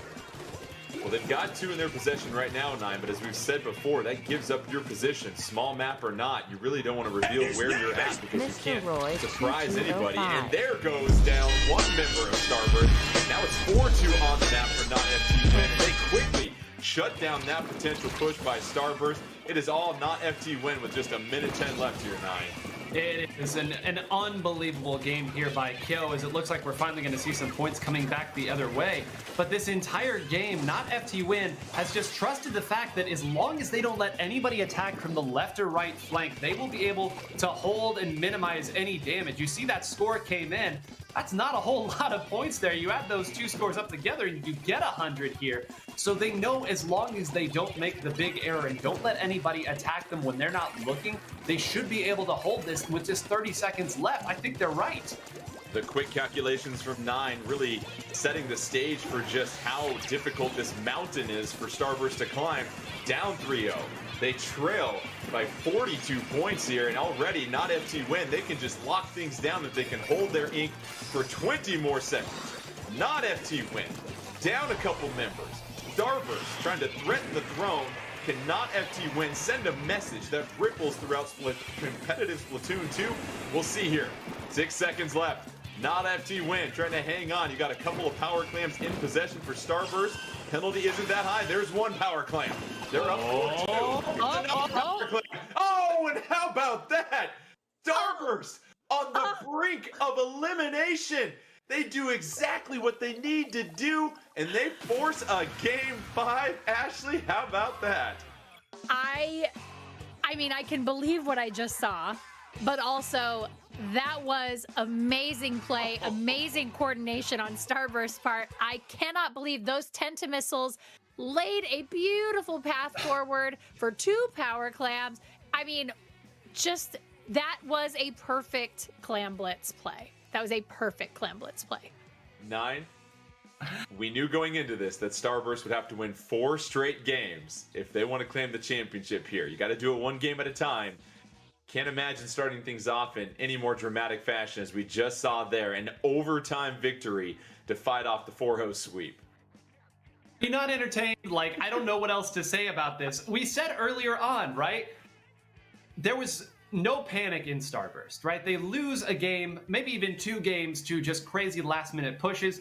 Backed up against the wall, they do the exact same thing. They're capable of the exact same thing, and that's why it's so easy to kind of write off one of these teams, say, this is impossible, you can't do this. These teams do it every single tournament that they play in, and I suspect we've got a lot more great Splatoon between these two. Let's check out the latest standings here in our grand finals. It was about to be a 4-0 sweep for not FT win. They're getting ready to unzip the suitcases and pack up the luggage, but all of a sudden, Starburst in overtime, seconds away from elimination, able to come back and take game 4. That'll force a game 5, which will be Turf War. It's just a matter of what map it'll be on. So now Starburst with more lives, and we'll have Turf War, Ashley, on Mako Mart, which is, again, another very fun single zone map. Well, sorry, it'll be very fun with Turf War. A lot of area that you have to cover here, of course, and we saw this earlier. You've got to be very careful about not giving up the back part of the map, as we saw earlier in one of our semifinal matchups. Yeah, I mean, if you are not paying attention to every part of your territory, you could really lose with one player who gets back there with a bomb rush. You know, that's how Turf War can be turned. You can literally change the game in the last 3 seconds, which is pretty amazing. And as we just saw, both of these teams are entirely capable of changing the game in the last 5 seconds of a game. The Turf War 9, if my memory serves me correct, we thought for sure that it was a victory that was going to go in the favor of yellow. And then all of a sudden, purple shocked everybody. It seems like the last 5 seconds, you really have to make sure that you are locking down mid, but not pushing too far forward to where someone can sneak behind you. Yeah, there's a code that is not easy to crack in this mode, and it really does come down to the end, but there's so many nuances between what really changes things up in the end. Like you said, Jordan, by all accounts, not FT Win won, if you will, the last few seconds of the game that they actually did lose, but they didn't win by enough. How much is enough? I don't know. We can't see the whole map at any given time, so I suspect both of these teams to take the fight to each other. It's a fight-heavy map between 2 very scrappy teams that frankly are both firing on all cylinders. So not FT Win dropped a game to Good Morning in semifinals, which it felt like not FT Win had total control over. We'll see if they can do it here. Starburst once again trying to ink for their tournament lives here as they face off against not FT Win, and right now we see Bagel with that mini Splatling, and you've got more of that true lineup here, a little bit more range for not FT Win this time around here, Ashley. Yeah, this is a pretty classic not FT Win loadout, if I'm not mistaken. 9, correct me if I'm wrong, but this is sort of the loadout that we've seen from them generally throughout, you know, their time together. is. And, you know, the interesting thing here is that Bagel and Biscuit were trading off the role of best Nautilus player for a long, long time. I know this is the mini Splatling and not the Nautilus, but it just shows again why, like you said, it is a more classic comp for them, a shorter range Splatling to play around what else they can use, and Kyo bringing out the bucket here for potentially the final game. The Brandroid locked in a little bit of a one-on-one matchup. See a couple of those fizzy bombs being launched up top. Now gets a little bit of help. But still, under 2 minutes left. It's a 4-3 advantage for not FT win. You just want to make sure you don't give up too much of the map here so you can put yourself in a position for one last push down the stretch. Not FT win. Trying to get one more win. Looks like they've got more control of the map here. That Inkstorm going to try and balance things out. And both teams, Nine, really not overextending themselves here. No, this is the part where I think the nerves do set in a little bit. It's always most difficult when things are calm. When you're trading paint, the hardest part of a workout is always in between sets, and that's where these teams are right now. So, I mean, Jared's going to sit back over here, trade paint, and throw missiles until given a reason not to. You've seen that without really any major fights going on. Look at this. The map has changed back to yellow. Yeah, Starburst looks like they're in control as we approach the 1 minute mark. And Ashley, this is a really tough mode to play when you're facing elimination because you really don't know who's got the win until Judd lets you know down the stretch. But here we go. Final minute. Cannot FT win make a push, or will Starburst take 2 games in a row now and make this more of a grand finals matchup even closer? Ashley, it looks like Starburst, they're starting to kind of push forward. Looks like it might be their game here. I mean, it looks like Brand's standing on top of a stack of Grisco Salmonos, which is my favorite breakfast cereal. Also, one of my favorite places on this map. I love Mako Mart. I love standing on the boxes of cereal over there. It's a great position to be in, especially if you're using a slosher, especially if you have a ranged weapon. How about this story for Starburst? They were down 3-0. They win their last game in the final seconds. Now just 15 seconds away from taking 2 straight games. Cannot FT win create enough of a push here? It's 3-3, 10 seconds left. I don't know if there's going to be enough time left here. And a wipe by Starburst. That's going to clear the way for Starburst to dominate the final 10 seconds of this. And here we go. We got ourselves a grand finals, 9. Starburst not giving up. No, not giving up. And what an emphatic way to take that at the very end, too. They got a very, very early pick onto Kyo there at the end. That really, again, kind of took the teeth out of the push there. But look at that. Every member of Starburst there, over 1,000 points of paint. You get an additional 1,000 points if you win, so I know the 2,000 inflates it a little bit, but that's still every member of their team doing their part. And you said it, Jordan, like, all right, 2-3, let's, all right, come on, FT win. You're losing time here. You're losing opportunities. You get the sense now, Ashley, that the pressure starts to fall on not FT win, because since that was game 5, you can now choose any mode once again, and it'll be interesting to see what FT win goes with, because the map selection will go in favor of Starburst. As we take a look at the updated standings in our grand finals, it was not FT win. They were up 3-0. They had a 42-point lead in Clam Blitz, but Starburst in overtime able to take that win. They win game 4, an emphatic game 5 victory. And now it's up to not FT win to try and see if they can stop the momentum of Starburst, because actually it feels like Starburst has been stunned, but now they're collected. They can play loose, they can play free, and they are the ones that are really putting the pressure on not FT win. If I'm not FT win, maybe I'm sweating a little bit right now. I'm definitely sweating a little. I'm definitely a little concerned about the momentum shift. I mean, we've seen it time and time again. You start moving that pendulum, and then it becomes very hard to stop it. And, you know, Starburst winning in Clam Blitz like that, you really take the wind out of your opponent's sails, because you're riding that high. You think, okay, we got it, that's it, it's over, we got it, and then you don't got it, and all of a sudden, whoosh, there goes all the wind out of your sails. You're starting over from scratch on your momentum, and it seems like it's been really tough for not FT win to build that back up.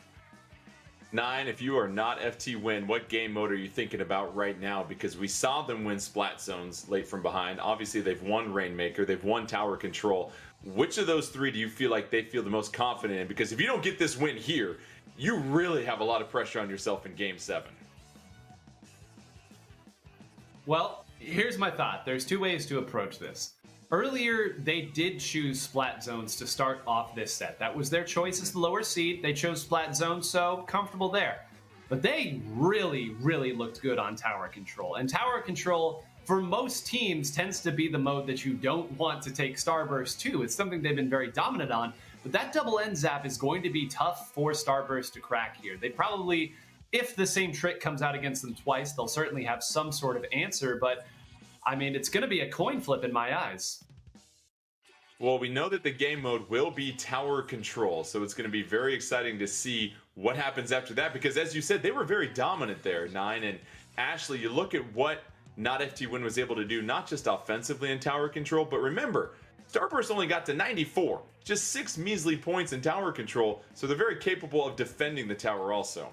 This is an extremely strategic choice by Not FT Win because, you know, they're sitting here saying, okay, this is a really strong game mode for Starburst, but if they win, we still have another game to play, right? So it's like, it's such a strategic, they're taking it away from them in a way that is like, if we win this, then we win everything. If not, we've now taken away a strength of theirs without it being the game mode that is everything on the line.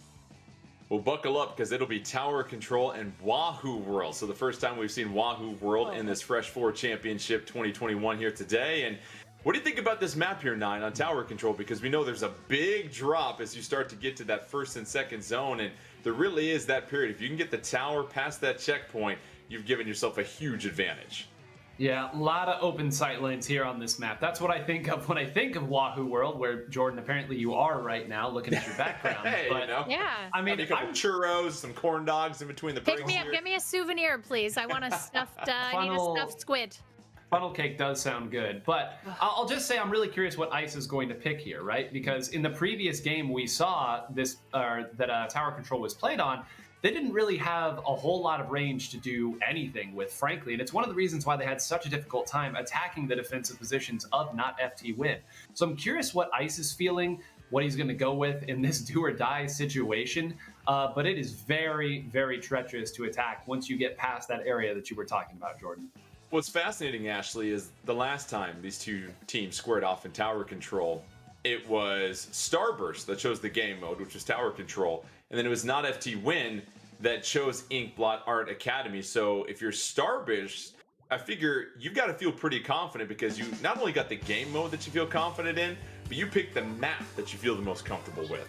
Yeah, this is definitely, I think, you know, going into this, I would say Starburst is going to be favored to potentially win this game, this particular game, and take it to 7. But I'll be very curious. We've got double end zaps back out on the board for Not FT Win, so we have to see how Starburst can counter that this time. 9, any adjustment from Starburst as they face this double end zap once again? Yes, range seems to be the name of the game here. Ice has gone back to a true backline with that custom jet squelcher that farms Stingray like no other, and Brandroid going to be on the 96 gal for a little bit of range left here. Well. We mentioned Starburst, Not FT Win, 3-2 lead in the games here in these grand finals for Not FT Win. You see already just a slight advantage for Starburst, just 3 ticks, but that was nearly what they got last time here, Ashley, as Starburst, they're trying to keep their tournament hopes alive here. If they can force a Game 7, it puts all the pressure on Not FT Win, and as we said before, neither team really wants to overextend themselves too early as Brand picks up a nice double splat. Really, really nice pair of picks from Brand. You can see Not FT Win. Go ahead and super jumping right back to teammates. Not going to stick around and do a 1v1 on Brand right now, because he seems to be a little bit on fire. So here is Starburst, opening push, getting to the first checkpoint. No issues whatsoever, trying to get past that. And 9, that momentum of Starburst continues to carry over. You mentioned all the open sight lines so far playing in favor for Starburst with that extra range. Yeah, and you can see already fading back here, they got what they wanted, which is that checkpoint out of the way. Now every push they make is going to be that much more brutal, and they're looking to start one right now with an armor and Ice's Stingray. If they find a couple on this, it could go even further. Android trying to provide a little bit of help here. They maintain that middle platform right now. Just over 3 minutes left. Starburst trying to extend this push. Brandroid doing a fine job of avoiding that splat bomb. Another splat bomb. Finally, Brandroid goes down, but not before Starburst fills their lead to 53. And Ashley, it looks like not FT Win is the team that's on their heels and not comfortable because they can't even get close to the tower to make any type of push. Yeah, that change up that Starburst made to have more range to counter those end zaps has really made a humongous difference in them being able to push forward and also defend really, really well from not FT Win's pushes. But just as we said that, not FT Win getting their first sizable push of the game. However, they're trying to just get through that checkpoint. We know how difficult that first one is here, 9, and they're just trying to grunt through it, trying to get everybody there. But that's hard when you're down 3-1. Yeah, and look at that right there. Kyo maybe could have swam towards it, but opted to go all the way back and jump out. They know that that was not the winning push. They were even the push they could get back to it. So, again, credit the members of Starburst here making the big plays. And look at where this Stingray is being fired from. Ice is going to have the opportunity to get 2 or 3 with this. Ice applying tremendous pressure with that Stingray, and now it's another potential push for Starburst. 4-4 on the map. Inkjet coming out. Inkjet able to pick up 1. Looking for 2 more. Here is Biscuit. And now Biscuit and not FT Win able to stop that push coming in. But the tower is snatched again by Starburst. And they've got a numbers advantage here, Ashley. Yeah, they do have a numbers advantage. You've got Ice up. He is just so accurate and so deadly with that Stingray. So now Starburst trying to tie things up. They were down 0-3. They now have full control of this Game 6, trying to force a Game 7, getting to that final checkpoint. Starburst. Oh, it's a wipe here, nearly 9, and it is all Starburst on this final checkpoint. We're going to see a KO that sends Grand Finals to Game 7. Unbelievable, 9, what we're seeing take place here. Wow. What an adjustment. I mean, that was...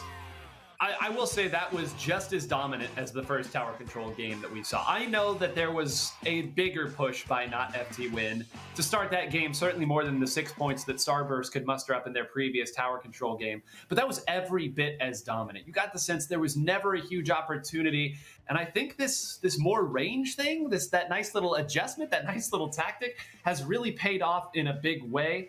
Now the question is, was that a mode and map specific thing? Are they going to stick with that? Because now the cupboard is open for FT Win to decide this on their terms. Well, the thing is, you can't do tower control anymore, so the mode will be selected by FT Win. But what's interesting is it seems like Starburst, a team that plays so well based upon what the map is. And as we take a look at the standings in Grand Finals, this is why you tune in. This is why we get a chance to cast this. You get to Game 7 of Grand Finals, and Ashley, what else can you say? Starburst, they were done. It looked like they were about to get swept 4-0. It took an overtime, come from behind victory and Clam Blitz in Game 4, and now Starburst has rattled off 3 straight victories on the verge of making up some Splatoon 2 competitive history to try and do a reverse sweep. What do you think the advantage lies? Do you think it lies in the map or the mode right now if you're Starburst? I mean, if you're Starburst, obviously, you know, you've got your choice of map right now. Not FT Win is going to be choosing the mode. Your potentially your strongest mode has been taken away from you. So that's a bummer, but you do get to choose the map. So at least they are coming in with I think they're coming in with 2 out of 3 really important things, which is momentum and the map. Well, the stage is set. Game 7, Grand Finals. It'll be Rainmaker on the Reef. So 9, this is a very fast and frenetic stage when it comes to Rainmaker. What do you think Starburst needs to keep in mind here if they want to pull off this historic come-from-behind victory? Well, it's wild how the game works, right? This is the mode that they won the ladder for. This is the mode that, on paper, Starburst, this would be the one you don't want to take them to. But, again, FT Win did get the knockout the last time they played here. So if you're Starburst, I think you don't think at all. You have cracked a code. You have figured something out in these last 3 games. Momentum is on your side. Maybe it's the range. Maybe it's just that, you know, you needed a moment to adjust to the way they were playing, to kind of download them a little bit. But this is a team you've played against 100 times. This is a team that you have beaten before. Play the game. Don't overthink it. Ashley, what is not FT Win thinking? I mean, you were seconds away from a 4-0 sweep and winning this entire tournament. Now You've lost 3 straight games, and you have lost complete control of the momentum. What is going through the minds of not FT Win? You got to just be cool, composed. You got to have grit. Like, this is grit, right? Grit wins championships. If they can get in there and stay calm, they can potentially win this. They can take it back.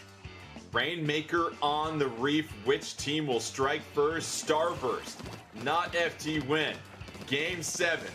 The Fresh 4 Championship 2021. Whoever wins it will go down as an unbelievable grand finals.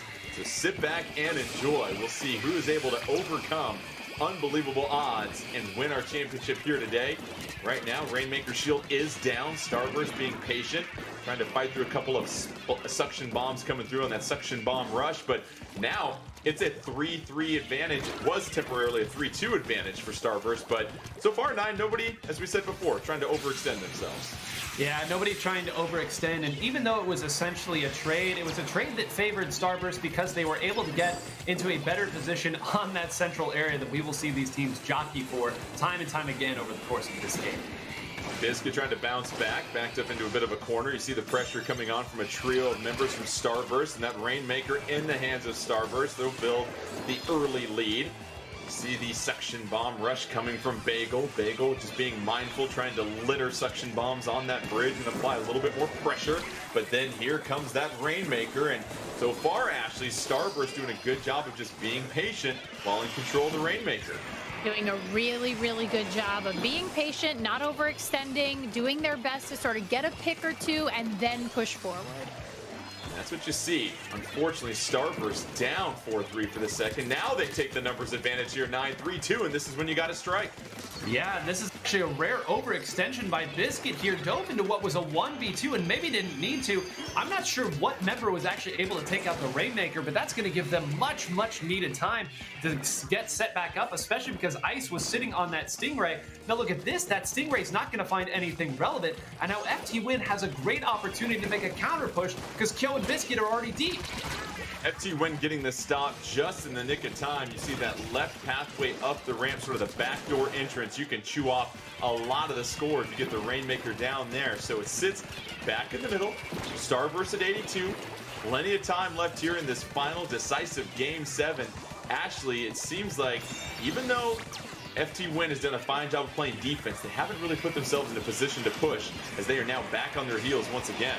They're getting stopped over and over again by the range here. Ice on this Stingray is just so good. I can't, every time, I love watching Ice with a Stingray. It's one of my favorite things in Splatoon 2 competitive matches. And I mean, there's a reason. He's just so good with it and just really precise. There's the push for Starburst. They get a numbers advantage. They now take it all the way to 25-9. This puts tremendous pressure on not FT Win. Yeah, that is a push that's going to be difficult to top. They're going to get 3 people in the middle here because of that jump to Kyo, and Kyo is going to opt to try to engage on this left side. 2 of their members already down, so the result of this battle might not even be important because that's going to leave 3 people left on the map to fight against their Rainmaker, and sure enough, moving back towards the Rainmaker, not the call there. This is looking very, very treacherous for not FT Win. Starburst getting the stop. They're trying to rattle off 4 straight wins to come back from a 3-0 hole to win this championship. Less than 90 seconds left. They lead 25-81. 4-3 advantage on the map. They just have to play so smart here, Ashley. It seems like at this point, if you're Starburst, you can't make the big mistake. Wow, and I'll tell you right now, Bran with that absolutely amazing inkjet shot. I mean, right in the middle of a booyah bomb. I mean, it's just so good. Like, Bran is just really doing a great job here. 3-2 numbers. Starburst, they want to push it. They're going to continue to play aggressive. Nothing simple down the stretch for them, and they're going to do what got them here, 9, and that was being aggressive and being open to doing whatever they need to do. But now 45 seconds left. If you're not FT Win, you're back in that same situation in Game 1. Seems like everything has to go perfectly for them. Yeah, and you actually saw Biscuit there once again approaching maybe just a little bit too hard, and Bran getting the punishment for that. It's a little bit of an overextension, but not FT Win doesn't have much of a choice here. They need picks. They need members of Starburst back in the respawn circle. And actually, you talked a lot about Ice's Stingray here. On this mode, to go through that is not going to be an easy task. Not at all. Here's Not FT Win. 15 seconds left. They have the Rainmaker. They're making a push. It is 3-1. Oh, Not FT Win. Are they going to do this in the final seconds and try to take Game 7? But no, they lose it with 3 seconds left. And now it's up to Starburst. Can they play defense? And that does it. Starburst down 0-3. They take 4 straight from Not FT Win and claim the Splatoon 2 Fresh 4 Championship 2021 in unbelievable fashion. 9. What else can you say about the resolve of Starburst with their backs up against the wall to do the unthinkable? Win 4 straight games. Unbelievable.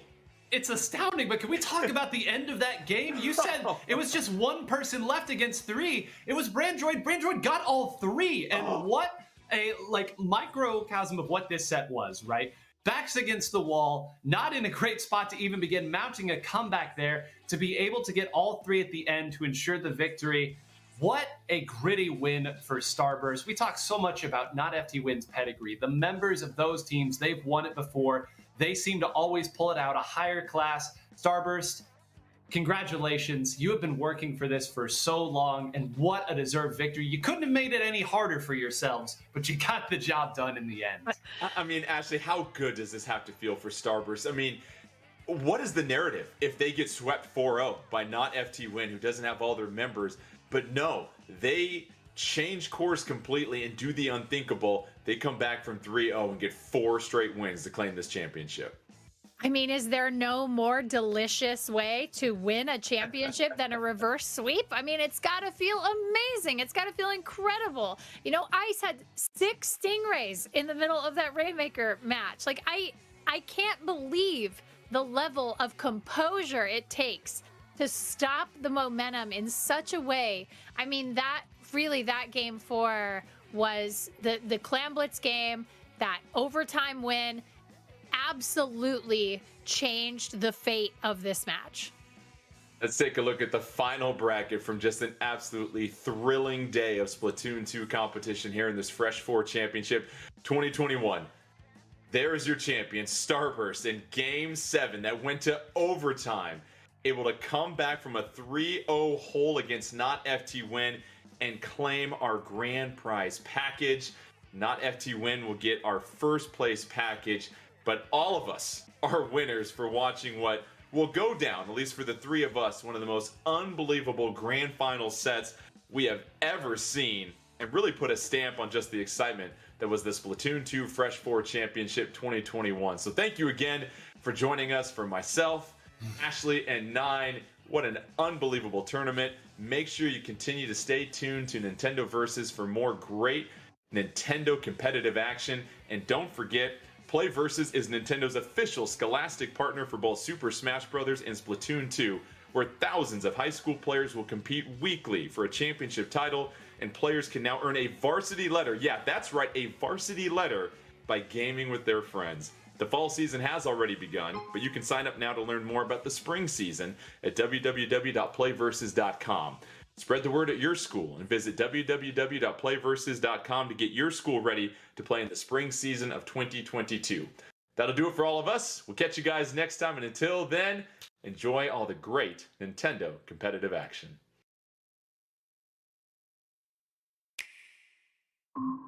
Let me tell you a story about the most powerful bounty hunter in the galaxy, Samus Aran. Samus is the best of all of us, and yet her story is beyond us. Raised by mysterious creatures, she was sharpened beyond humanity, forced by fate, circumstance, and duty to survive. The battles she's faced are beyond imagination.